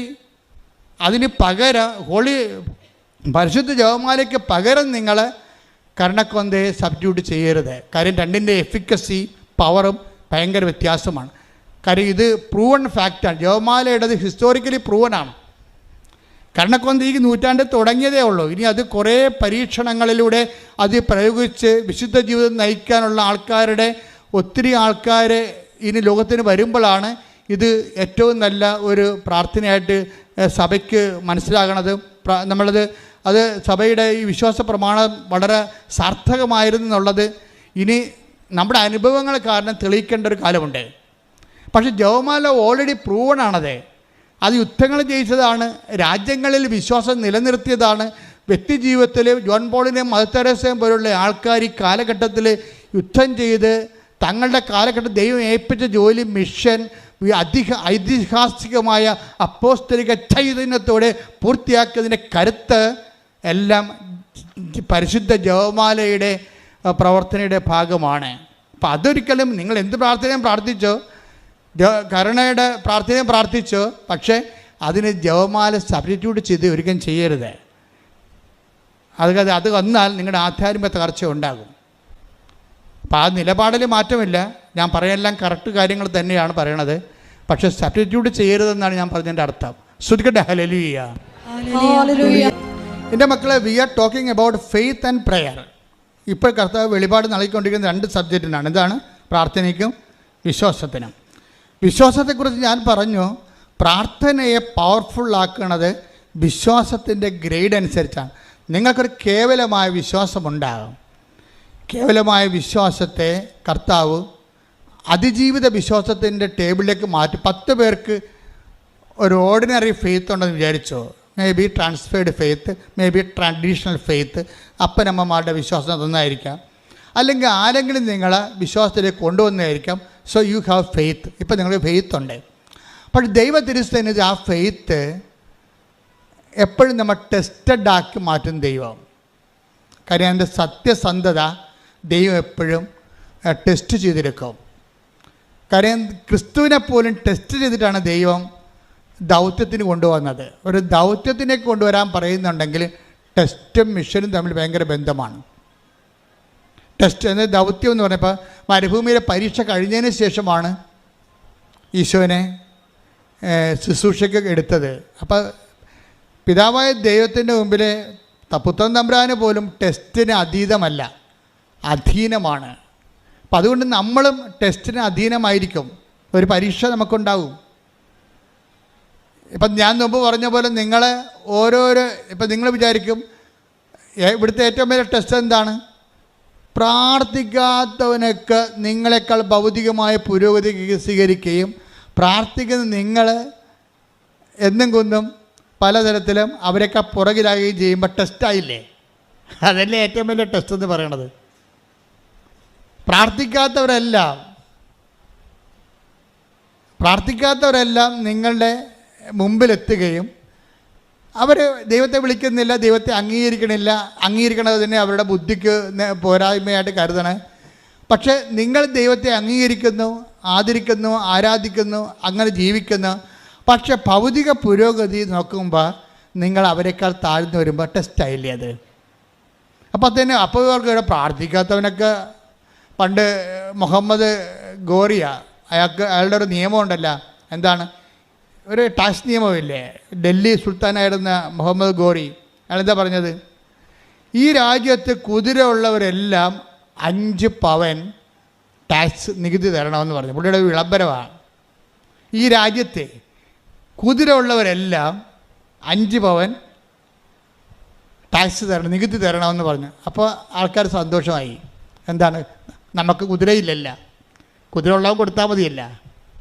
കുതിരപ്പുറത്ത് കയറി നടക്കണം, കൊടുക്കണം. പക്ഷേ ഈ മനുഷ്യൻ പിറ്റേ ആഴ്ച പറയണേ കുതിരയില്ലാത്തവരും അതുപോലെ തരണമെന്ന്. എങ്ങനെയുണ്ട് പരിപാടി? ഈ രാജ്യത്ത് കുതിര ഉള്ളവനൊക്കെ 5 പവൻ നികുതി തരണം. അടുത്ത ആഴ്ച പുള്ളി പറയാണ് അതുപോലെ ഈ രാജ്യത്ത് കുതിരയില്ലാത്തവനും 5 പവൻ നികുതി തരണം. തെണ്ടിയില്ലേ? ഇതുപോലെ പല ആൾക്കാരും പ്രാർത്ഥിച്ച ആൾക്കാർക്കും PSC ജയിച്ച്, അതേസമയത്ത് പ്രാർത്ഥിക്കാത്തവൻ PSC ജയിച്ച്, പ്രാർത്ഥിക്കുന്നവൻ PSC തോറ്റ്. അപ്പോൾ ഇതെങ്ങനെ പ്രാർത്ഥിച്ചിട്ട് എന്താ പ്രയോജനം? വിശ്വാസം കൊണ്ട് എന്ത് പ്രയോജനമെന്നുള്ള ചോദ്യത്തോടുകൂടിയാണ് ടെസ്റ്റ് തുടങ്ങണത്. ചില പൊട്ടന്മാർക്ക് മനസ്സിലാകത്തില്ല. അവരെ ചാപ്റ്റർ ക്ലോസ് ചെയ്യും അവിടെ വെച്ച്. എടാ വിശ്വസിക്കാതെ വെറുതെ ചുമ്മാ ചീട്ടും കളിച്ച് വെള്ളമടിച്ച് കിടന്നവനൊക്കെ കയറിപ്പോയി. നമ്മളിപ്പോൾ ദൈവമേന്ന് വിളിച്ച് നടക്കണം, നമ്മുടെ ഗതി ഇത് തന്നെ. പിന്നെ ഇതെന്താ ഇതുണ്ട് ഇതിൻ്റെ കഥ ഒന്നുമില്ല. ഇത് അച്ഛന്മാരെ വയറ്റി പഠിപ്പിട്ടുണ്ട്, ഓരോരുത്തർ ഉണ്ടാക്കി വെക്കുന്ന ഓരോ കഥകളിയല്ലേ. വീട്ടിലെ കുറേ ഡയലോഗ് കേട്ടപ്പോൾ നമ്മൾ ശരിക്കും ഫ്ലാറ്റായി. ദൈവം അതാ ഉദ്ദേശം. നിന്നെ ആരാ ഫ്ലാറ്റാക്കിയത്? പിശാചൊന്നുമില്ല, ദൈവമാണ് ഫ്ലാറ്റാക്കിയത്. നമ്മളീ പ്രലോഭനം പറഞ്ഞെന്ന് പറഞ്ഞിട്ട് നമ്മളോർക്കും പിശാച് ഒന്ന് ചെയ്യണമാണെന്ന്. അല്ല, കർത്താവിനെ പ്രലോഭിപ്പിച്ച് പ്രലോഭനത്തിൽ വിട്ടത് പിശാചാണ്? അല്ല, പിതാവായ ദൈവം അറിഞ്ഞിട്ടല്ലേ ആ പ്രലോഭനം നടന്നത്? അല്ലേ? അപ്പോൾ ദൈവം അറിഞ്ഞുകൊണ്ട് ടെസ്റ്റ് ചെയ്യും. ഇപ്പോൾ ഹവ്വായോട് എന്താ സംഭവിച്ചിരിക്കണത്? ഹവ്വായുടെ പിശാചിൻ്റെ അടുത്തേക്ക് ഇവനെ കൊണ്ടുപോവുകയാണ്. പിശാച് വന്നിട്ടുണ്ട്, അവന് നിന്നോട് എന്താ സംസാരിക്കാനുണ്ട്, നീ മരത്തിൻ്റെ താഴെ പോയി അവളോട് 2 ഡയലോഗൊക്കെ പറഞ്ഞിട്ട് വരാൻ പറയും. ഡയലോഗൊന്നും പറഞ്ഞ പിശാചിനെ വിട്ടത് ആരാണ്? പിശാച് വന്ന് ദൈവം അനുവദിക്കാതെ വല്ല പിശാചിന് നമ്മുടെ അടുത്ത് വരാൻ, ഒരു വിശ്വാസത്തിൻ്റെ അടുത്ത് വരാൻ പറ്റത്തില്ല. ജോബിൻ്റെ കഥ നോക്കിയാൽ മതി. ജോബിൻ്റെ കഥ എന്താ പറയണത്? ജോബ് പിശാചിൻ്റെ അടുത്ത് തലയിലും കെട്ടി വന്ന് എന്നിട്ട് പറയണത്. അപ്പോൾ ദൈവം ചോദിച്ചു, നീ ഭൂമിയിൽ പോയല്ലേ? ഞാൻ ഭൂമിയിൽ പോയി. എൻ്റെ ദാസനായ ജോബിനെ നീ കണ്ടോ? അപ്പോൾ പിശാച് തലയാട്ടി, ഞാൻ കണ്ട്. എന്താണ്? അവനെപ്പോലെ നീതിമാനായിട്ട് ഭൂമിയിൽ ആരുമില്ല എന്ന് ദൈവം പറഞ്ഞു. അപ്പോൾ ദൈവത്തിൻ്റെ ഒരു അഭിമാനമാണ് ജോബ്. അപ്പോഴേ പിശാച് അടുത്ത തുറുപ്പ് വിട്ടേ പറഞ്ഞത്, അവനെന്താ കുഴപ്പം? അവന് ഒത്തിരി ഒട്ടകങ്ങളുണ്ട്, ഒത്തിരി പാടശേഖരങ്ങളുണ്ട്, അവന് ഒത്തിരി കന്നുകാലികളുണ്ട്, വേലക്കാരുണ്ട്, മക്കളുണ്ട്. നീ ദൈവം എല്ലാം അവന് കൊടുത്തില്ലേ, പിന്നെ അവൻ നിന്നെ പ്രാർത്ഥിക്കുന്നതുകൊണ്ട് എന്താ ഇത്രയ്ക്ക് വീമ്പ് പറയാനിരിക്കണതെന്ന് ചോദിച്ചു. നീ പറഞ്ഞിട്ട് അവൻ്റെ വസ്തുവിന് ചുറ്റും വേലിയും കെട്ടിവെച്ച് നീ അവനെ സംരക്ഷിക്കുകയാണ്. പിന്നെ അവന് നീതിമാനായിട്ട് ജീവിക്കുന്നതിന് എന്നാ കുഴപ്പം, എന്നാ മുടക്കെന്ന് ചോദിക്കും. പിശാച് ദൈവത്തോട് ചോദിക്കും. എന്നിട്ട് പറയും, നീ അവൻ്റെ വേലിയൊന്ന് പൊളിക്കാൻ നീ എന്നെ അനുവദിക്കുമെന്ന് ചോദിക്കും. എന്നാൽ ഇപ്പം നിന്നെ തള്ളിപ്പറയാമെന്ന് പറയും. സാത്താൻ ചോദിച്ചു, ജോബ് ദൈവത്തെ ഭയപ്പെടുന്നത് വെറുതെയാണോ? അങ്ങ് അവനും അവന്റെ ഭവനത്തിനും സമ്പത്തിനും ചുറ്റും വേലി കെട്ടി സുരക്ഷിതത്വം നൽകി അവന്റെ പ്രവൃത്തികളെ അനുഗ്രഹിച്ചു. അവന്റെ സമ്പത്ത് വർദ്ധിപ്പിക്കുകയും ചെയ്തു. അപ്പൊ അങ്ങനെയാണ് അടുത്ത വചനം വായിച്ചത്. അവന്റെ സമ്പത്തിന്മേൽ കൈവച്ചാൽ അവൻ അങ്ങയെ ദുഷിക്കുന്നത് കാണാം. അപ്പൊ അവൻ മാത്രമല്ല, നമ്മളൊക്കെ ദുഷിക്കും. പണി കിട്ടിക്കഴിഞ്ഞാലേ പ്രാർത്ഥന എപ്പോൾ തീർന്നെന്ന് തോന്നിച്ചാൽ മതി. നമുക്കൊരു പണി കിട്ടിക്കഴിഞ്ഞാലേ പിന്നെ ഞായറാഴ്ച കുർബാനയ്ക്ക് പോകത്തില്ല. ഭൂമി രൂപരഹിതമായി കഴിഞ്ഞാൽ, ആഴത്തിൽ അന്ധകാരം വ്യാപിച്ചു കഴിഞ്ഞാൽ, ഭാവി എന്ത് ചെയ്യണമെന്ന് അറിയാൻ പാടില്ലാതിരുന്നാൽ നമുക്ക് പിന്നെ എന്താണ്? നമ്മൾക്ക് ഈ അന്ധനെ കൈപിടിച്ച് നടത്തുന്ന ഒരാളുണ്ട്, അതാണ് ആത്മാവ്. നമ്മളെ അപ്പം അതുകൊണ്ട് നമ്മളെന്ത് ചെയ്യും? ഉടനെ വന്ന് ഉടമ്പടി എടുക്കുമ്പോൾ എന്താ ചെയ്യും? ഉടമ്പടി എടുക്കുമ്പോൾ തന്നെ ഇവിടുന്ന് പറയും, നീ ആദ്യം ചെയ്യേണ്ടത് നഷ്ടപ്പെട്ട ആത്മാവിനെ നീ തിരിച്ചു പിടിക്കണം. അതിനെന്ത് ചെയ്യണം? പശ്ചാത്തപിക്കണം. ആര് യേശുനാമത്തിൽ പശ്ചാത്തപിച്ചാലും ആത്മാവിനെ കിട്ടും. ബൈബിളിൻ്റെ ഘടന അതാണ്. ആരാണ് യേശുവിനെ രക്ഷകനായിട്ട് അംഗീകരിച്ചിട്ട് നമ്മൾ ചെയ്ത പാപത്തിൻ്റെ പരിഹാരമായിട്ട് നമ്മൾ മരിക്കുന്നതിന് പകരം അവൻ നമ്മുടെ പരിഹാര ബലിയായി മരിച്ചു, അതിനാൽ ദൈവം അവനെ ഉയർത്തെഴുന്നേൽപ്പിച്ചു, അവൻ എൻ്റെ കർത്താവാണെന്ന് ആര് പറഞ്ഞാലും, കർത്താവേ നീ എൻ്റെ പാപത്തിൻ്റെ പരിഹാരമായി, അതുകൊണ്ട് നിൻ്റെ പരിഹാരത്തോട് ഐക്യദാർഢ്യം പുലർത്താൻ വേണ്ടി എൻ്റെ പാപത്തെക്കുറിച്ച് ഞാൻ പശ്ചാത്തപിക്കുമെന്ന് പറയാം. അതാ പൗലോസ് പറയണത്. വാട്ട് വി ഷുഡ് ഡു, ഞങ്ങൾ എന്ത് ചെയ്യണമെന്ന് ചോദിക്കാൻ പറയും റിപ്പന്റ്. ഞങ്ങൾ എന്ത് ചെയ്യണമെന്ന് ചോദിച്ചു ആത്മാവിനെ. ഈ ആത്മാവിനെ കിട്ടാൻ ഞങ്ങൾ എന്ത് ചെയ്യണം? അപ്പോൾ പത്രോസ് പറഞ്ഞു റിപ്പന്റ്, നിങ്ങൾ പശ്ചാത്തപിക്കുക. Take the bread of God. അപ്പോസ്തല പ്രവർത്തനം 2:37-38. ഇത് കേട്ടപ്പോൾ അവർ ഹൃദയം നുറുങ്ങി പത്രോസിനോടും മറ്റപ്പോസ്തലന്മാരോടും ചോദിച്ചു, സഹോദരന്മാരെ ഞങ്ങൾ എന്താണ് ചെയ്യേണ്ടത്? പത്രോസ് പറഞ്ഞു, നിങ്ങൾ പശ്ചാത്തപിക്കുവിൻ, പാപമോചനത്തിനായി എല്ലാവരും യേശുക്രിസ്തുവിന്റെ നാമത്തിൽ സ്നാനം സ്വീകരിക്കുവിൻ, പരിശുദ്ധാത്മാവിന്റെ ദാനങ്ങൾ നിങ്ങൾക്ക് ലഭിക്കും. എന്ത് സുന്ദരമായ രീതിയിലാണ് പറഞ്ഞിരിക്കുന്നത്. പശ്ചാത്താപം കൊണ്ട് നഷ്ടപ്പെട്ട ആത്മാവിനെ നിങ്ങൾക്ക് തിരിച്ചു പിടിക്കാൻ പറ്റും. പശ്ചാത്താപം കൊണ്ട് നിങ്ങൾക്ക് ഇന്ന് വരെ കിട്ടാത്ത ആത്മാവിനെ പുതുതായിട്ട് നിങ്ങൾക്ക് ലഭിക്കാൻ പറ്റും. എന്താണ്? പക്ഷേ in the name of Jesus ഉള്ളി, കർത്താവിൻ്റെ നാമത്തിലായിരിക്കണം. കാര്യം എന്താണ്? പാപത്തിന് കടം വീട്ടിയത് അവൻ്റെ ജീവനും മരണവുമാണ്. പാപത്തിന്, നിൻ്റെ പാപത്തിന് നിനക്ക് പകരക്കാരനായി പരിഹാരം ചെയ്ത് അവരാണെങ്കിൽ അവൻ്റെ പരിഹാരം ഞാൻ അംഗീകരിച്ചുകൊണ്ട് അത് ഏറ്റു പറയുമ്പോൾ അവന് രക്ഷകനായി മാറുമെന്ന്. കർത്താവേ, നീ പാപത്തെ ഏറ്റെടുത്തു, എൻ്റെ പാപത്തെയും ലോകം മുഴുവനുള്ള മനുഷ്യരുടെ മുഴുവൻ പാപത്തെയും കാലാകാലങ്ങൾ വരെ ഏറ്റെടുത്തിട്ടുണ്ടെങ്കിൽ അത് കുരിശായി മുൾക്കിടമായി തിരുവിലായാലും മുറിവായി നീ നിൻ്റെ സ്വന്തം ശരീരത്തിലെ പഞ്ചക്ഷതങ്ങളായി ചാർത്തിയെടുത്തിട്ടുണ്ടെങ്കിൽ അത് ഞാൻ ആരാധിക്കുന്നു, മഹത്വപ്പെടുത്തുന്നു. കാരണം എൻ്റെ നന്മയും എൻ്റെ പാപപരിഹാരമാണ് നീ. എൻ്റെ പാപപരിഹാരവും എൻ്റെ പരിഹാരത്തിനുള്ള എൻ്റെ പുനരുത്ഥാനവും മരണത്തെ ജയിച്ചു ഞാൻ നിന്നിലൂടെ ഞാൻ ജയിച്ചുകൊണ്ട് കർത്താവേ, അതുകൊണ്ട് തന്നെ ഞാൻ പാപത്തോട് വിടുതൽ പറയുന്നു. ഞാൻ പാപത്തോടുള്ള സഹിത്വം ഉപേക്ഷിക്കുന്നു. Why I should abandon the sin? എന്തുകൊണ്ട് ഞാൻ പാപം ഉപേക്ഷിക്കണം? കാരണം നീ ദൈവത്തെ സ്നേഹിക്കുന്നുണ്ടെങ്കിൽ നിൻ്റെ പാപത്തിൻ്റെ പരിഹാരമായി ക്രിസ്തു സ്വന്തം ശരീരത്തിലെ പാപത്തിൻ്റെ പരിഹാരം കുരിശായി മുൾക്കിടമായി ഏറ്റുവാങ്ങിച്ചിട്ടുണ്ടെങ്കിൽ ആ ക്രിസ്തുവിനെ നീ സ്നേഹിക്കുമ്പോൾ ആ ക്രിസ്തു നിനക്ക് വേണ്ടി മരിച്ചു നിൻ്റെ പാപങ്ങൾ ഏറ്റെടുത്തെന്ന് പറയുമ്പോൾ ക്രിസ്തുവിനെ മരണത്തിലേക്ക് നയിച്ച പാപത്തോട് എനിക്ക് സന്ധിയിലെന്ന് പറയാനുള്ള ചങ്കൂറ്റം ഉടമ്പടി എടുക്കുന്നവർക്കുണ്ടെങ്കിൽ അപ്പോഴാത്മാവ് ചലിക്കും. വെള്ളത്തിന് മീതെ രൂപരഹിതമായ നിന്റെ ജീവിതത്തിന്റെ മുകളിലൂടെ ദൈവത്തിന്റെ ആത്മാവ് ചലിക്കും. ശ്രുതികട്ടെ. മക്കളെ, എല്ലാ ദുരിതങ്ങളിൽ നിന്നുമുള്ള മോചനത്തിനായുള്ള ദൈവത്തിൻ്റെ capital promise is Holy Spirit. എല്ലാ ദുരിതങ്ങളിൽ നിന്നുള്ള മനുഷ്യൻ്റെ മോചനത്തിനായി ദൈവത്തിൻ്റെ principal package is Holy Spirit. കർത്താവിൻ്റെ പരിശുദ്ധാത്മാവാണ്. അത് എന്നിലും നിന്നിലും പ്രവർത്തിക്കുന്നതിൻ്റെ അടിസ്ഥാന സ്റ്റെപ്പ്, ആദ്യ നടപടിക്രമവും അനുതാപമാണ്. പ്രാർത്ഥിക്കുക. കർത്താവായ ദൈവമേ, അങ്ങയുടെ തിരിച്ചോരെ അനുസ്മരിച്ചുകൊണ്ട് അനുതാപത്തിലേക്ക് നയിക്കണമേ. കർത്താവായ ദൈവമേ, അങ്ങയുടെ തിരുവിലാലും മുറിവിനെ അനുസ്മരിച്ചുകൊണ്ട് പശ്ചാത്താപത്തിലേക്ക് നയിക്കണമേ. കർത്താവായ ദൈവമേ, അങ്ങയുടെ തിരുശിരസില് അമർന്നിറങ്ങിയ മുൾക്കിരീടത്തെ അനുസ്മരിച്ചുകൊണ്ട് എന്നെ അനുതാപത്തിലേക്ക് നയിക്കണമേ.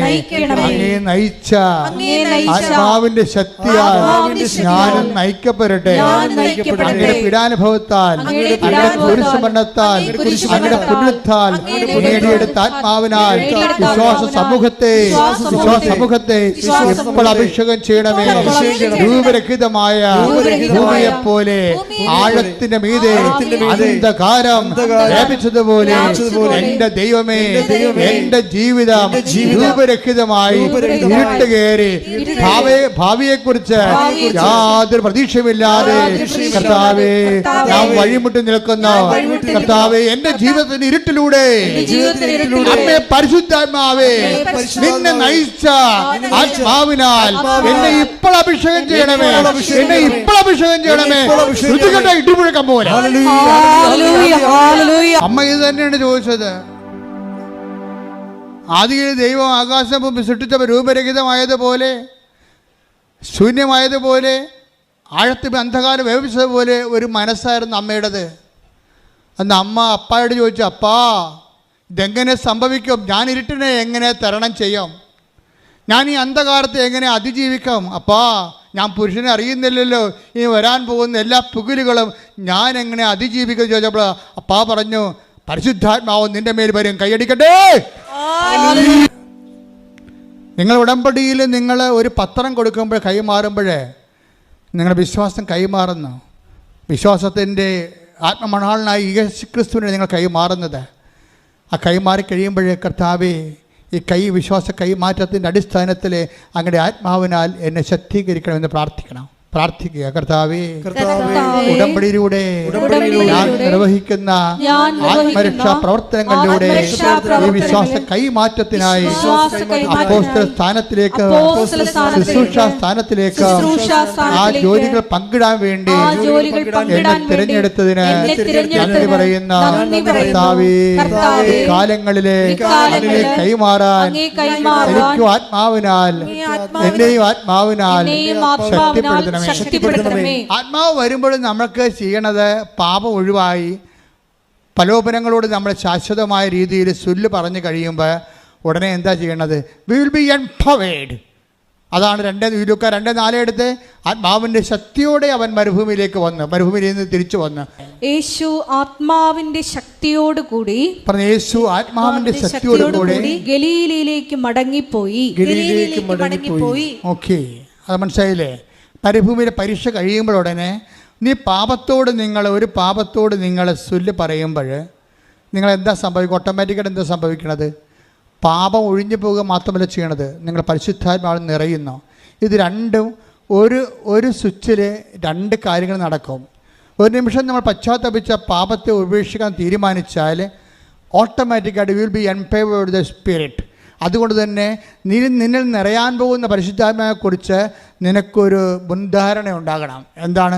ഓരോ പാപവും, ഓരോ ദുശ്ശീലവും, ഓരോ ദുഷിച്ച ബന്ധങ്ങളും നീ അതിനോടെല്ലാം ബൈ പറഞ്ഞ് ഒത്തുതീർപ്പിൽ എത്താതെ നീ ഒന്നേക്കും ഉപേക്ഷിക്കുമ്പോൾ നിങ്ങൾ പരിശുദ്ധാത്മ നിറഞ്ഞുകൊണ്ടിരിക്കുകയാണ്, പരിശുദ്ധാത്മായി ശക്തിപ്പെട്ടുകൊണ്ടിരിക്കുകയാണ്. നിന്നെ ശക്തിപ്പെടുത്തുക എന്നാണ് ദൈവത്തിൻ്റെ ഉദ്ദേശം. അതായത് ഇതെങ്ങനെ സംഭവിക്കുമെന്ന് ചോദിച്ചാൽ മറിയത്തോട് ദൈവം പറഞ്ഞത്, you will be inspirited with the power of the almighty. എന്താണ്? പരിശുദ്ധാത്മാവ് നിൻ്റെ മേൽ വരും. എന്താണ്? അത്യുന്നതൻ്റെ ശക്തി. ലുക്കാ 1:35 ശ്രുതിക്കട്ടെ. ഹല്ലേലൂയ. ലൂക്കാ 1:35. ദൂതൻ മറുപടി പറഞ്ഞു. ഇതെങ്ങനെ സംഭവിക്കുമെന്ന് ചോദിച്ചാൽ നിൻ്റെ ജീവിതത്തിലുണ്ടല്ലോ എങ്ങനെ ഞാൻ ഇങ്ങനെ കരകയറും? ഇത്തരം കടമുണ്ടല്ലോ, ഇത്തരം 14 കൊല്ലം കൊണ്ട് എനിക്ക് മക്കളില്ലല്ലോ, എനിക്ക് മക്കളുണ്ടാകും.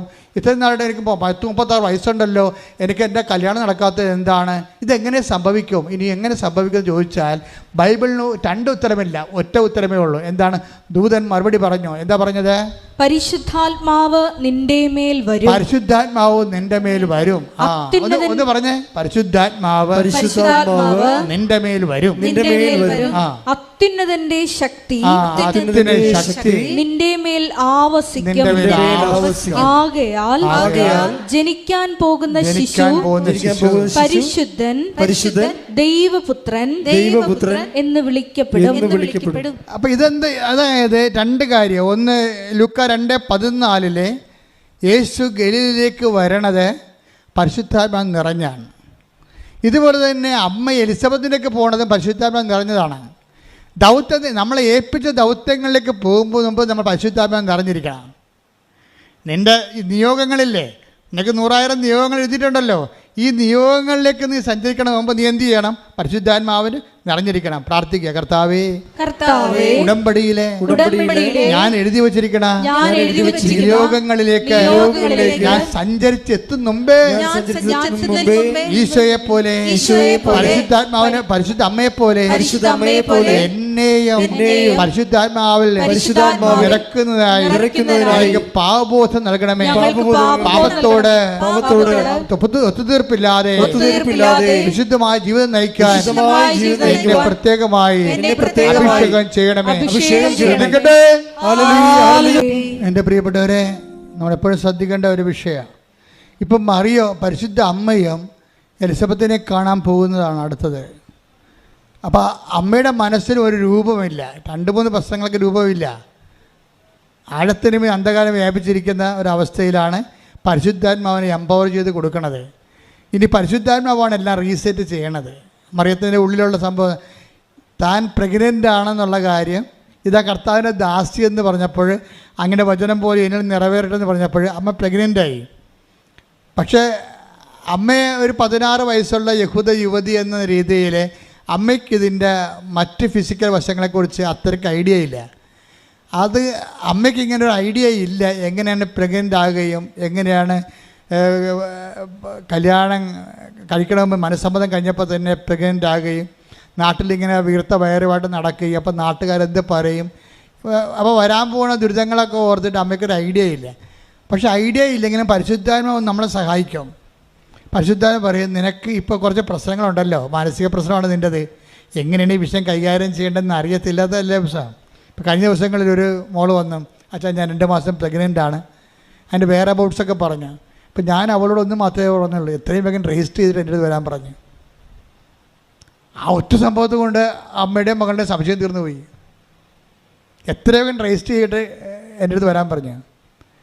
അപ്പോൾ അവരെന്തുമാത്രം നേരെ ഇവിടെ ഇരുന്നുകൊണ്ട് കഷ്ടപ്പെട്ട് അവർ ഒന്ന് നോക്കിയ കല്യാണത്തിന് പ്രഗ്നൻ്റായ ഒരു ലേഡിയുടെ സങ്കടങ്ങൾ എന്തുമാത്രമാണ്.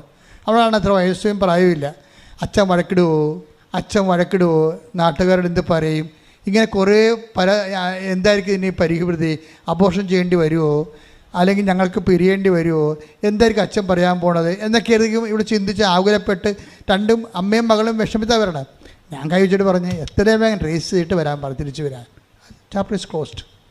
സെക്കൻഡിനുള്ള പരിശുദ്ധാത്മാവ് ഉണ്ടെങ്കിൽ നമുക്ക് പെട്ടെന്ന് നമുക്ക് മറുപടി കിട്ടും. ആ പരിശുദ്ധാത്മാവ് ഇപ്പോൾ അമ്മ എന്താ ചെയ്യണം, ഇപ്പോൾ പരിശുദ്ധ അമ്മ എന്താ ചെയ്തിരിക്കണത്, നേരെ അങ്ങോട്ട് ചെന്നിട്ട്, ഇത് എലിസബത്ത് എന്ന് പറയുന്നത് 65 വയസ്സുള്ള ചേച്ചി വലിയമ്മയാണ്.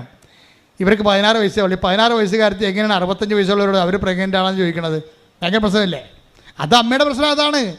അമ്മ പറഞ്ഞു, നീ എലിസബത്തെ പോയി കാണാൻ പറയുന്നുണ്ട്, എലിസബത്ത് പ്രഗ്നൻ്റ് ആണ്, 6 മാസം പ്രഗ്നൻ്റ് ആണെന്നാണ് പറഞ്ഞിരിക്കുന്നത് മാലാഖ. പക്ഷേ 65 വയസ്സുള്ള ചേടത്തിയോട് പോയിട്ട് ആൻറ്റി പ്രഗ്നൻ്റ് ആണെന്ന് ചോദിച്ചു കഴിഞ്ഞാൽ ഉള്ള അവസ്ഥ എന്തായിരിക്കും? അമ്മ അങ്ങനെ ചോദിക്കത്തുമില്ല. ഇപ്പോഴത്തെ പെൺപിള്ളേരാണ് ഉടനെ ചോദിക്കും, ആൻറ്റിയാണെന്ന് നോക്കത്തില്ല, വലിയമ്മ തലയാണെങ്കിൽ ചോദിക്കും. അന്ന് ചോദിക്കത്തില്ല, അതാണ് പ്രശ്നം. അപ്പോൾ അത് അമ്മയുടെ സ്വകാര്യ പ്രശ്നമാണ്. ഇങ്ങനെ വിഷമിച്ചിങ്ങനെ കഴുത വണ്ടിയെ പോകുമ്പോൾ ഈ വിഷമമുണ്ട്. എങ്ങനെ ആൻറ്റിയോട് ചോദിക്കണം? ആൻറ്റിക്ക് 65 വയസ്സില്ലേ, എനിക്ക് 16 വയസ്സല്ലേ ഉള്ളൂ, എൻ്റെ കാര്യം എങ്ങനെ ആൻറ്റിയോട് പറയണത്? ആൻറ്റി എന്തായിരിക്കും അതിൻ്റെ പ്രതികരണം? ഇങ്ങനെ ഒരു രൂപവുമില്ല. ആഴത്തിനുമേ അന്ധകാരം വ്യാപിച്ചിരുന്നു, ഭൂമി രൂപരഹിതമായിരുന്നു. കണ്ട, ഇതാണ് അവസ്ഥ. പക്ഷേ പരിശുദ്ധാത്മാവ് അത് രൂപരഹിതമായതുകൊണ്ട് പരിശുദ്ധാത്മാവിനെ എംപവർ ചെയ്ത് വിട്ടിട്ട് പറയും, പരിശുദ്ധാത്മാവിനെക്കുറിച്ച് ഈശോ വാദവരാതെ പറയണ കേൾക്കാം. പരിശുദ്ധാത്മാവ് വരും, വരാതിരിക്കുന്ന കാര്യങ്ങൾ പറയും, അവൻ നിങ്ങളെ സാന്ത്വനപ്പെടുത്തും, സഹായകനായിരിക്കും. ഒന്ന് കൈയടിച്ച് ശ്രദ്ധിക്കട്ടെ. ഹല്ലേലൂയ. യോഹന്നാൻ 16:14. അവൻ സ്വമേധയാ ആയിരിക്കില്ല സംസാരിക്കുന്നത്, അവൻ കേൾക്കുന്നത് മാത്രം സംസാരിക്കും. വരാനിരിക്കുന്ന കാര്യങ്ങൾ അവൻ നിങ്ങളെ അറിയിക്കും. അവൻ എനിക്കുള്ളവയിൽ നിന്ന് സ്വീകരിച്ച് നിങ്ങളോട് പ്രഖ്യാപിക്കും. അങ്ങനെ അവൻ എന്നെ മഹത്വപ്പെടുത്തും. വരാനിരിക്കുന്ന കാര്യങ്ങൾ അവൻ നിന്നോട് പറയുന്നത്. പരിശുദ്ധാത്മാവിന് ഉടമ്പടിയാണ് പരിശുദ്ധാത്മാവ് സ്വീകരിക്കാനുള്ള ഏറ്റവും നല്ല പ്രായോഗിക സൂത്രവാക്യം. കാര്യം അതിൻ്റെ അകത്ത് വിശ്വാസ ആവിഷ്കാരത്തിൻ്റെ പ്രാർത്ഥനയുണ്ട്, പ്രയോഗമുണ്ട്, പ്രഖ്യാപനമുണ്ട്.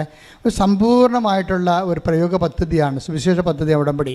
യോഹന്നാൻ 14:26. എന്നാൽ എൻ്റെ നാമത്തിൽ പിതാവ് അയക്കുന്ന സഹായകനായ പരിശുദ്ധാത്മാവ് എല്ലാ കാര്യങ്ങളും നിങ്ങളെ പഠിപ്പിക്കുകയും ഞാൻ നിങ്ങളോട് പറഞ്ഞിട്ടുള്ളതെല്ലാം നിങ്ങളെ അനുസ്മരിപ്പിക്കുകയും ചെയ്യും. അപ്പം നമ്മളെ പഠിപ്പിക്കും ഓരോ കാര്യങ്ങളും, എന്താണ് ചെയ്യേണ്ടത്, നാളെ എന്താ ചെയ്യേണ്ടത്, അവരോട് പോയി എന്താ സംസാരിക്കേണ്ടത്, ഇങ്ങനെ എല്ലാം ക്രമീകരിക്കും. അപ്പം നമുക്ക് അവർക്ക് പരിചയമില്ലല്ലോ എന്ന് പറയുമ്പോൾ നമുക്ക് ആത്മാവിൽ ആ മാതാവിൻ്റെ മധ്യസ്ഥതയിൽ ഉടമ്പടിയിൽ ആത്മാവിനോട് സന്ധിക്കാനും പറ്റും. ഇപ്പം തന്നെ എന്നിട്ട് നമ്മളെ അതിൻ്റെ ഭാഗിക സത്യമല്ലാതെ പൂർണ്ണ സത്യത്തിലേക്ക് എല്ലാ വിഷയത്തിൻ്റെയും പൂർണ്ണതയിലേക്ക്. അപ്പോൾ 16:13 എടുത്തേ. യോഹന്നാൻ 16:13 സത്യാത്മാവ് വരുമ്പോൾ നിങ്ങളെ സത്യത്തിൻ്റെ പൂർണ്ണതയിലേക്ക് നയിക്കും. അപ്പം ഇങ്ങനെ ഓരോരോ ദൗത്യങ്ങളെക്കുറിച്ച് പരിശുദ്ധാത്മാവിൽ എന്തെല്ലാം ദൗത്യങ്ങളുണ്ട് അതെല്ലാം ഈശോ പറഞ്ഞുകൊണ്ടേയിരിക്കും. തൻ്റെ ഡിപ്പാർച്ചർ സ്പീച്ചിലാണ് ഇതെല്ലാം വരുന്നത്. കർത്താവിൻ്റെ അവസാനത്തെ 6 മാസമില്ലേ, ഈ ഭൂമിയിലുള്ള തൻ്റെ അവസാനത്തെ 6 മാസത്തിലാണ് ആത്മാവിനെക്കുറിച്ച് വല്ലാണ്ട് ഇങ്ങനെ സംസാരിച്ചുകൊണ്ടിരിക്കും. എപ്പോഴും മലമൂടി തന്നെയായിരിക്കും, പലപ്പോഴും പ്രാർത്ഥനയിലായിരിക്കും. പ്രാർത്ഥിച്ചു വരുമ്പോൾ സംസാരിക്കുന്നത് പരിശുദ്ധാത്മാവിനെക്കുറിച്ചായിരിക്കും. അപ്പോൾ take serious about this Holy Spirit. നിങ്ങളുടെ ഓരോ ഉടമ്പടി വാഗ്ദാനങ്ങൾ നിങ്ങൾ നിറവേറ്റുമ്പോഴും കർത്താവെ ഇത് സ്വീകരിച്ചുകൊണ്ട് എൻ്റെ ആത്മാവിൽ നിറക്കണമെന്ന് പ്രാർത്ഥിക്കണം. അത് ദൈവത്തിൻ്റെ ഭാഗത്തുനിന്ന് കുറേ പരിഹാരങ്ങൾ വരും. മറിയത്തിൻ്റെ പ്രശ്നം എന്താ? മറിയത്തിന് രൂപമില്ല. ഇതെങ്ങനെയാണ് ഈ വിഷയം അവതരിപ്പിക്കുന്നത്? ഞാൻ പ്രഗ്നൻ്റ് ആണെന്ന് എങ്ങനെയാണ് അമ്മയോട് പറയണത്? ഇനി ഞാൻ തന്നെ പ്രഗ്നൻ്റ് ആണോ?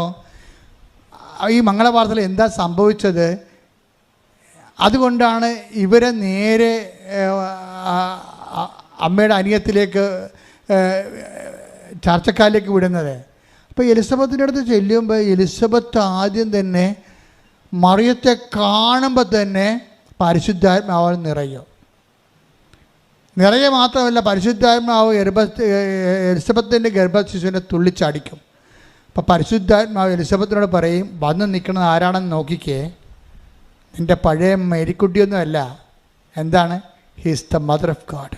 ഓ മൈ ഗോഡ്സ് മദർ, എൻ്റെ കർത്താവിൻ്റെ അമ്മയെന്ന് പറഞ്ഞ് എലിസബത്ത് മുട്ടേ നിൽക്കും.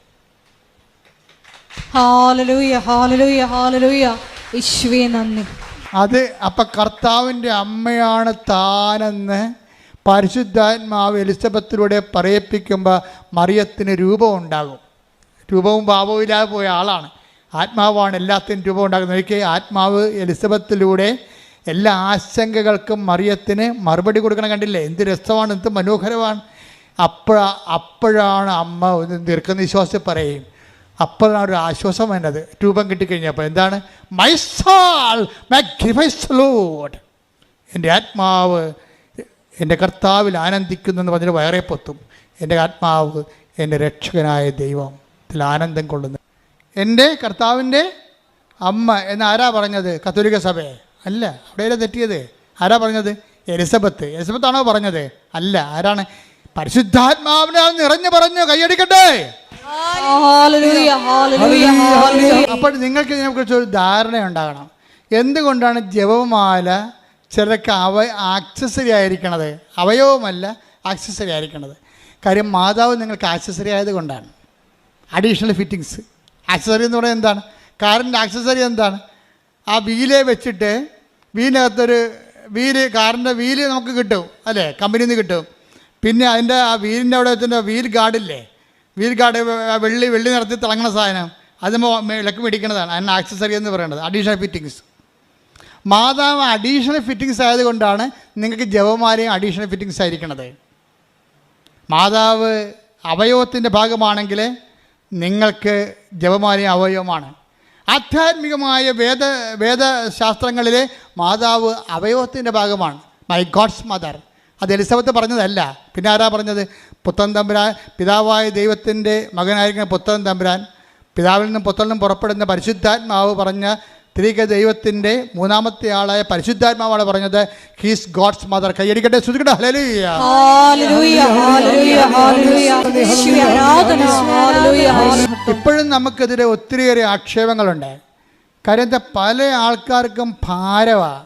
കാര്യം കൃപാസനത്തിൽ ഇത്രയും അത്ഭുതങ്ങൾ അമ്മ ചെയ്യുമ്പോൾ അതിൻ്റെ അടയാളം കിട്ടിക്കൊണ്ട് ജനം കഴിഞ്ഞ ദിവസങ്ങളിൽ ജോസഫ് ദാസൻ എന്ന് പറഞ്ഞൊരു സഹോദരൻ, ഒരു ആധ്യാത്മികമായ ശുശ്രൂഷകനാണ്.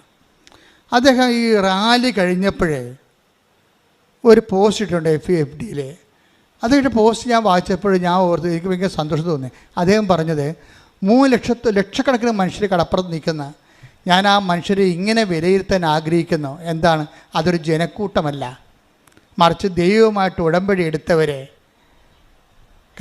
വിശുദ്ധരായിട്ടുള്ള മനുഷ്യരെ, അതുപോലെ തന്നെ കത്തോലിക്കരാണെങ്കിൽ 2 ആഴ്ചയ്ക്ക് ഒരിക്കൽ കുമ്പസാരിച്ചവർ, നല്ല കൗതാശികമായ ജീവിതം അനുഷ്ഠിക്കുന്നവർ, കത്തോലിക്കരല്ലാത്തവരാണെങ്കിൽ അക്രൈസ്തവരാണെങ്കിൽ പോലും വിശുദ്ധമായ ജീവിതം നയിക്കുന്ന വലിയൊരു സമൂഹത്തെയാണ് കടപ്പുറത്ത് കണ്ടതെന്ന്.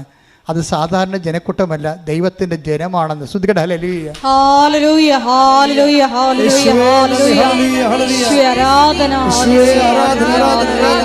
അപ്പോൾ ഒരു മനുഷ്യനെ പുറത്തു നിന്ന് നോക്കുന്നൊരു മനുഷ്യന്, അത് അദ്ദേഹം വിദേശത്തു നിന്നാണ് ഈ റാലി പങ്കെടുക്കുന്നത്. അപ്പം അവരുടെ അസസ്മെൻ്റ് കണ്ടില്ലേ? ഇവിടുത്തെ വിശുദ്ധരായ അവൈദികരായിട്ട് അൽമേരുടെ പോലും നിലപാട് ഇതാണെങ്കിലും ചില അച്ഛന്മാർക്ക് ഇപ്പോഴും കുത്തിത്തിരിപ്പുണ്ട്. ഇത് കച്ചവടമാണ്, പത്രം കൊടുത്തു വിടുന്നു, പത്രം വിതരണം ചെയ്യുന്നു, ഇത് പണമുണ്ടാക്കുന്ന ഏർപ്പാടാണ്. What we have doing? നിങ്ങൾക്കറിയാമല്ലോ, 12 ലക്ഷത്തോളം രൂപ ഈ റാലിക്ക് നമുക്ക് ചിലവാണ്. ഞാൻ നിങ്ങളുടെ കാശ് ചോദിച്ചാൽ ഒരു പൈസ ചോദിച്ചില്ല. എന്തെങ്കിലും കാലത്ത് ഞാൻ നിങ്ങളോട് ചോദിച്ചിട്ടുണ്ടോ? ഇല്ല. ഒരു പിരിവ് ഇതിൻ്റെ പേര് നടന്നോ? ഇല്ല. 1.5 ലക്ഷം ബണ്ണ് നമ്മൾ തന്നെ കൊടുത്തു, 30,000-ഓളം വെള്ളക്കുപ്പികൾ നമ്മൾ തന്നെ കൊടുത്തു. അപ്പോൾ ഇപ്പോഴത്തെ ഈ 1.5 ലക്ഷം പേർക്ക് നമ്മൾ കാപ്പി തിളപ്പിച്ച് കൊടുത്തു. 1.5 ലക്ഷം പേർക്കോ? ജനങ്ങൾ കൊടുത്തത് വേറെ, ലക്ഷക്കണക്കിന് ആഹാര സാധനം വെള്ളവും പുറമേ കിട്ടി, വഴിയിൽ നിന്ന് കിട്ടി. പക്ഷെ നമ്മൾ അച്ഛൻ വിളിച്ചതുകൊണ്ട്, നമ്മുടെ കൃപാസനം വിളിച്ചതുകൊണ്ട് മാതാവിൻ്റെ പേരിൽ നിങ്ങൾ വന്നത്. അപ്പം ഞങ്ങൾക്ക് നിങ്ങളെ സന്ധിക്കാനുള്ള ബാധ്യതയുണ്ട്. അതുകൊണ്ട് പന്തലൊക്കെ ഇട്ട് 20 പന്തലിട്ട് അലക്ഷൻ അപ്പു അച്ഛനും അതുപോലെ തന്നെ സണ്ണി ബ്രദറ്, അതുപോലെ തന്നെ ഇവിടെ ഉണ്ടായിരുന്ന എഡ്വേർഡ് ബ്രദർ, പിന്നെ നമ്മുടെ വളണ്ടിയർ ക്യാപ്റ്റനായിട്ടുള്ള റോബർട്ട് ബ്രദറ്, അങ്ങനെ എത്രയോ പേരാണ് ഇതിൻ്റെ പിന്നിൽ യോമോളൊക്കെ പ്രാർത്ഥിക്കുകയും സിസ്റ്റർമാർ, ഇവിടെയുള്ള എല്ലാ എക്സിക്യൂട്ടീവ് അംഗങ്ങളും നിരന്തരമായിട്ട്, തങ്കച്ചേടൻ, ഇങ്ങനെ എല്ലാവരും നിരന്തരമായിട്ട് പ്രാർത്ഥിച്ച് അതിമനോഹരമായിട്ട് ഒരു കരട് പോലും വീഴാതെ. പിന്നെ ചെറിയോടത്ത് ഞാൻ അവിടെ സമരത്തിന് പോയപ്പോൾ, ഇവിടെ മുനമ്പത്ത് ഞാൻ സമരത്തിന് പോയ ദിവസം അവിടെയുള്ളവർ, സമരപ്പാട്ടിൽ നിന്നവർ എന്നോട് പറഞ്ഞു, വെച്ചാൽ അർത്തിങ്കെ പള്ളി വന്നപ്പോൾ ഇത്തിരി ഭയങ്കര ഗുഡൂസ് വഴിയിൽ വന്നു, അപ്പോൾ എനിക്കിത്തിരി ബുദ്ധിമുട്ട് തോന്നിയെന്ന് പറഞ്ഞു. അപ്പോൾ ഞാൻ ഉടനെ അവരോട് പറഞ്ഞു, അടുത്ത കൊല്ലം നമുക്ക് വിശാലമായ കടപ്പുറത്തുകൂടി തന്നെ പോകാം, ഒരു പ്രശ്നവുമില്ല, ഒരു ഗുഡൂസിലും കയറത്തില്ല, നല്ല ഓക്സിജൻ കിട്ടി നല്ല ഭംഗിയായിട്ട് പോകാം. കാര്യം അത് ഒരു മിസ്റ്റേക്കല്ല, നമ്മൾ തണൽ നോക്കി ആൾക്കാർക്ക് തണുപ്പ് നോക്കി പോയതാണ് വെയിലിൽ നിന്ന്. അപ്പോൾ ഇത്തിരി ഗുഡൂസായിപ്പോയി. ഒരു മിസ്റ്റേക്കല്ല, ഒരു കുഴപ്പമില്ലാതെ മാതാവും നമ്മളെ കൊണ്ടുപോകുന്നു. എല്ലാവരും എന്തോ ആസ്ട്രേലിയനൊക്കെ 12 പേരാ ഇന്നലെ വന്ന് സാക്ഷ്യം പറഞ്ഞവരെ, അവർ ഇത് ഫ്ലൈറ്റ് എടുത്ത് വന്നിരിക്കണത്. അപ്പോൾ ലോകം മുഴുവനുള്ള ആൾക്കാർ ഈ ദിവസം എല്ലാ കൊല്ലവും നിങ്ങൾ ഓർത്തേക്കണം, ഒക്ടോബർ മാസം അവസാനത്തെ ശനിയാഴ്ചയാണ് ഡേറ്റ്. അപ്പോൾ ഫ്ലൈറ്റൊക്കെ ഉള്ളവരും ട്രെയിനുള്ളവരൊക്കെ നേരത്തെ ബുക്ക് ചെയ്തിട്ട് അവർക്ക് നിങ്ങൾക്ക് പൈസ കുറച്ച് കിട്ടും. അപ്പോൾ അതനുസരിച്ച് നിങ്ങളെ കാര്യം ഈ സംഭവം അച്ഛനില്ലെങ്കിലും, അച്ഛൻ ചത്തുപോയാലും, കർത്താവ് വിളിച്ചാലും ഇത് മാതാവിൻ്റെ ജോലി നടക്കും, ഒരു സംശയമില്ല കാര്യത്തിൽ. എന്ന് വെച്ച് കഴിഞ്ഞാൽ ഇത് ദൈവികമായൊരു പദ്ധതിയാണ്. ദൈവികമായ പദ്ധതിയാണ് നമ്മൾ എല്ലായിടത്തും കാണുന്നത്. അപ്പോൾ ദൈവിക പദ്ധതിക്കെതിരെ സഭയുടെ അകത്ത് നിന്ന് ഒരു പറ്റം വൈദികർ പല കാലങ്ങളിൽ എന്നെ ഈ ശുശ്രൂഷയെ ആക്രമിച്ചിട്ടുണ്ട്, ഇന്നും ആക്രമിക്കുന്നുണ്ട്. അവർ അധികാര സ്ഥാനങ്ങൾ കയ്യിലെടുത്തുകൊണ്ട് ഇതിനെങ്ങനെയാണ് ടോർപ്പേഡ് ചെയ്യേണ്ടതെന്ന് ആലോചിക്കുന്നുണ്ട്. അപ്പോൾ ഇങ്ങനെയുള്ള എല്ലാ കാര്യങ്ങളെക്കുറിച്ചും പ്രാർത്ഥനാ ജാഗ്രത. നിങ്ങൾ കൃപാസനത്തിന് വേണ്ടി പ്രാർത്ഥിക്കണം. നിങ്ങൾ പ്രാർത്ഥിക്കുക, ജോമാരെ ദൈവികമായ പദ്ധതി മനുഷ്യൻ്റെ ബുദ്ധിമോശമായ തീരുമാനത്താൽ അട്ടിമറിച്ചുകൊണ്ട് സാത്താന് വലിയ ഒരു സമ്മാനമായി ഇത് മാറുന്ന ഒരു അവസ്ഥ ഉണ്ടാകാതിരിക്കാൻ വേണ്ടി പ്രത്യേകം ഇടിമുഴക്കം പോലെ സ്തുതിക്കട്ടെ. വരാൻ പോകുന്ന കാര്യങ്ങൾ ഇപ്പം തന്നെ പെട്ടെന്ന് ഈ ഡോക്ടറിൻ്റെ മകന് ഒരു ദുർബുദ്ധി തോന്നി. പക്ഷേ ദുർബുദ്ധിയല്ല, ഈ ആലപ്പുഴയൊക്കെ വർക്ക് ചെയ്തപ്പോൾ അദ്ദേഹം ഡോക്ടർ ജോലി കിട്ടിയതാണ്, ശരിക്കും ദൈവം കൊടുത്തതാണ്. PSC എഴുതി കിട്ടിയ ജോലിയാണ്, അത് ഉടമ്പടിയുടെ ഒരു ഭാഗമാണ്. പക്ഷേ ഡോക്ടറിൻ്റെ അമ്മയുടെ പ്രാർത്ഥനയുടെ ഭാഗമാണ് ജോലി കിട്ടിയത്. പക്ഷേ രോഗികൾ താങ്ങാനാവാത്ത രോഗികളാണ്. അതുകൊണ്ട് അദ്ദേഹം ആ ജോലി കുറച്ച് ചെയ്തപ്പോൾ രാജിവെച്ചു. ഞാൻ കഴിഞ്ഞ ദിവസങ്ങളിൽ ഇംഗ്ലണ്ടിൽ നിന്ന് ഒരു ഡോക്ടർ വന്ന് ഇവിടെ പ്രാർത്ഥിച്ച് അവിടുത്തെ നമ്മുടെ മലയാളിയാണ്. അപ്പോൾ ഞാൻ പറഞ്ഞു, ഞാൻ അവിടുത്തെ സർവീസൊക്കെ എങ്ങനെ പോകണമെന്ന് ചോദിച്ചാൽ പറഞ്ഞ് അവിടെ പേഴ്സണൽ ടൈമുണ്ട്, പ്രൈവറ്റ് ടൈമുണ്ട്, ഡ്യൂട്ടി ടൈമുണ്ട്. ഡ്യൂട്ടി ടൈം 8 മണിക്കൂറാണ്. ബാക്കിയൊന്നും എക്സ്ട്രാ വർക്കൊന്നും ചെയ്യത്തില്ല. ബുക്ക് ചെയ്യണമെങ്കിൽ നേരത്തെ ബുക്ക് ചെയ്യണം. അതുകൊണ്ട് ഇന്ത്യയിൽ വന്ന് ചികിത്സിക്കുന്നതാണ് നല്ലത്. എനിക്കും തോന്നി, യൂറോപ്പിലൊക്കെ ചെന്നപ്പോൾ എനിക്കും തോന്നി അതാണ്. ഈ ഇന്ത്യ എന്തൊരു മനോഹരമാണെന്ന്. നിങ്ങൾ കെട്ടിയെടുത്ത് പെറുക്കി അവിടെ പോകുന്നു. ഒക്കെ പോട്ടെ, ഓണർ പോട്ടെ. അവിടെ കടങ്ങൾ കൊണ്ടൊക്കെ ആയിരിക്കും അവർ പോണത്, അല്ലെങ്കിൽ ഇവിടെ ജോലി കിട്ടാത്തതുകൊണ്ടായിരിക്കും. ഞാൻ അവരെ കുറ്റം പറയുന്നില്ല, ഞാൻ അവരെ എല്ലാ ദിവസവും പ്രാർത്ഥിക്കുന്നുണ്ടല്ലോ. പക്ഷേ എന്നാലും നമ്മുടെ രാജ്യത്തെ നമ്മൾ സ്നേഹിക്കണം. നമ്മൾ എവിടെ പോയാലും നമ്മുടെ രാജ്യത്തോളം മനോഹരമായ ഒരു രാജ്യം ഞാൻ കണ്ടിട്ടില്ല. എന്താ കാര്യം? അത്രയ്ക്ക് മനുഷ്യപ്പറ്റും. ഇപ്പം നമ്മളൊരു ഡോക്ടറിൻ്റെ കൂടെ പല ഇവിടെയൊക്കെ ഡോക്ടറാകണമെങ്കിലുണ്ടല്ലോ ഒരു ദൈവികമായ ചൈതന്യം വേണം. കാര്യം നല്ല ഇടിയാണ് പേഷ്യൻ്റ് വരുന്നത്. അപ്പോൾ അതുകൊണ്ട് തന്നെ ഡോക്ടർമാർ ശരിക്കും ഭയങ്കര ടയേർഡായി പോകും. അപ്പോൾ ഇവർക്ക് അത് താങ്ങാൻ പറ്റാതെ വരുമ്പോൾ അവരത് രാജിവെച്ച് പോകും. പക്ഷെ പിന്നെ ജോലി കിട്ടിയില്ല. പിന്നെ ജോലി കിട്ടാതിരിക്കാൻ വേണ്ടി അമ്മയോട് ഒന്ന് പറഞ്ഞു, അമ്മേ എനിക്ക് ആ രാജിവെച്ച ജോലി തിരിച്ച് മേടിച്ച് തരാൻ പറ്റുമോ എന്ന് ചോദിച്ചു. ആരോടാണ്? ഡോക്ടറിൻ്റെ അമ്മയോട് ചോദിക്കുകയാണ്. എന്താ കാര്യം? അമ്മയ്ക്ക് മാതാവുമായിട്ട് പിടിയുണ്ട്. അതാണല്ലോ ഒരു ഒന്നൊന്നര പിടിയാണ്. അതുകൊണ്ട് അമ്മ അപ്പനും കൂടി ഞാൻ രാജിവെച്ച് ഒഴിഞ്ഞ ജോലി 6 മാസം മുമ്പ് രാജിവെച്ചതാണ്. ഈ ജോലി തിരിച്ച് അപ്പം ചോദിച്ചു, എന്തും മണ്ടാൻ ഡോക്ടറായിട്ട് നീ ഇങ്ങനെയൊക്കെ സംസാരിക്കണം. അപ്പോൾ അതൊക്കെ എല്ലാം ക്യാൻസലായി പോയിട്ടില്ലേ? എന്നാലും വൈഫ് പറഞ്ഞ് ഒന്ന് വിളിച്ച് നോക്ക്, മാതാവ് നമ്മുടെ കൂടെ ഉണ്ടല്ല. അതാണ് വിഷയം. വിളിച്ച് നോക്കിയപ്പോൾ എന്ന് വെച്ചാൽ ലാസ്റ്റ് ക്യാൻസൽ ടൈമാണ്. ഗവൺമെൻറ്റിലേക്ക്, അതായത് ഈ മെഡിക്കൽ ഡിപ്പാർട്ട്മെൻറ്റിൽ നിന്ന് പ്രൊസീജിയറെല്ലാം മാറ്റി കഴിഞ്ഞോ ഗവൺമെൻറ്റിലേക്ക് ക്യാൻസൽ ചെയ്യാൻ വേണ്ടി വിടാൻ പോകുന്നതിന് 5 മിനിറ്റ് മുമ്പാണ് ഈ ഡോക്ടർ വിളിക്കണത്. വിളിച്ചു കഴിഞ്ഞപ്പോൾ പറയും, എന്ത് ചതിയാണ് നിങ്ങൾ ചെയ്തത്, ഞാനിപ്പോൾ ഇത് വിടാൻ പോകുകയായിരുന്നു. ഒരു മെയിൽ കണ്ട് വിടാൻ പറഞ്ഞു, റീജോയിൻ ചെയ്യാൻ വേണ്ടി ആഗ്രഹിച്ചുകൊണ്ട് മെയിൽ വിടാൻ പറഞ്ഞു. അപ്പം തന്നെ മൊബൈലിലൊരു മെയിൽ വിട്ട് പിറ്റേ ദിവസം തന്നെ തിരിച്ച് അപ്പോയിൻമെൻ്റായി. അതായത് ഇതുപോലെയുള്ള എല്ലാ കാര്യങ്ങളെയും കഴിഞ്ഞ ദിവസങ്ങളിൽ, അതായത് യേശുവിൻ്റെ അമ്മ അവിടെ ഉണ്ടായിരുന്നു എന്നുള്ളതാണ് ഇതിൻ്റെ എല്ലാത്തിൻ്റെയും വിജയത്തിൻ്റെയും രഹസ്യം.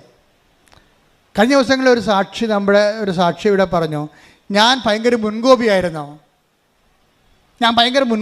ഇപ്പം ഞാൻ കോപിക്കണില്ല. എന്താ കാര്യം എന്നറിയാവോ? ഞാൻ കോപിക്കുമ്പോൾ പരിശുദ്ധാത്മാവ് എന്നോട് പറയും, യേശുവിൻ്റെ അമ്മ ഇവിടെ ഉണ്ടെന്ന് പറയും.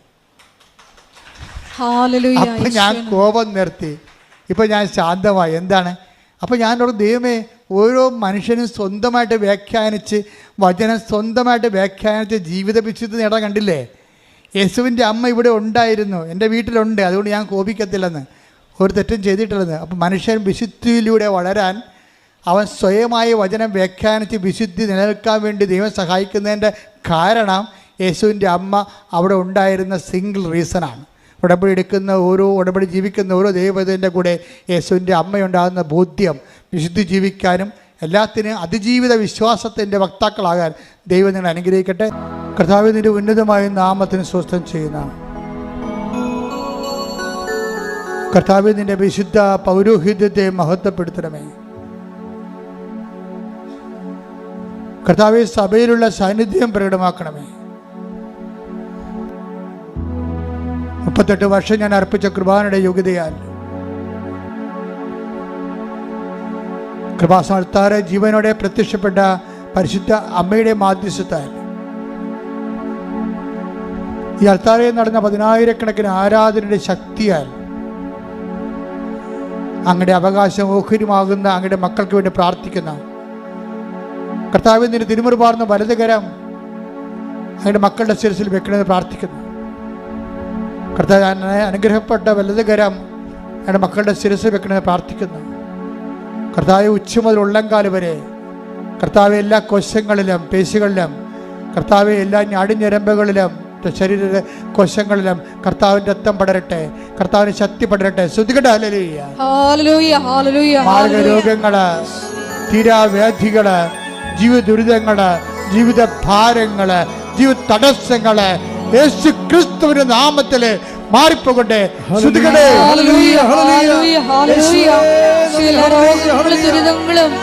മാറിക്കൊണ്ട് അങ്ങയുടെ നാമത്തെ ആരാധനയിലൂടെ വീണ്ടും വീണ്ടും മഹത്വപ്പെടുത്തണമേ. Hallelujah hallelujah. അരികിൽ വരേണേ, സദയം തൊടേണേ, സുഖമായിടും എൻ്റെ ഉള്ളം.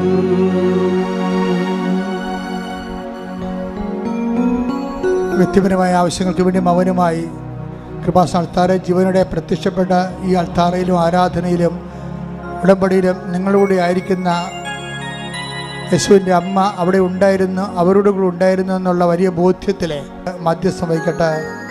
പരിശുദ്ധ പരമമാ ദിവ്യകാരുണ്യമേ, എന്നുമെന്നും അങ്ങേക്കാരാധന.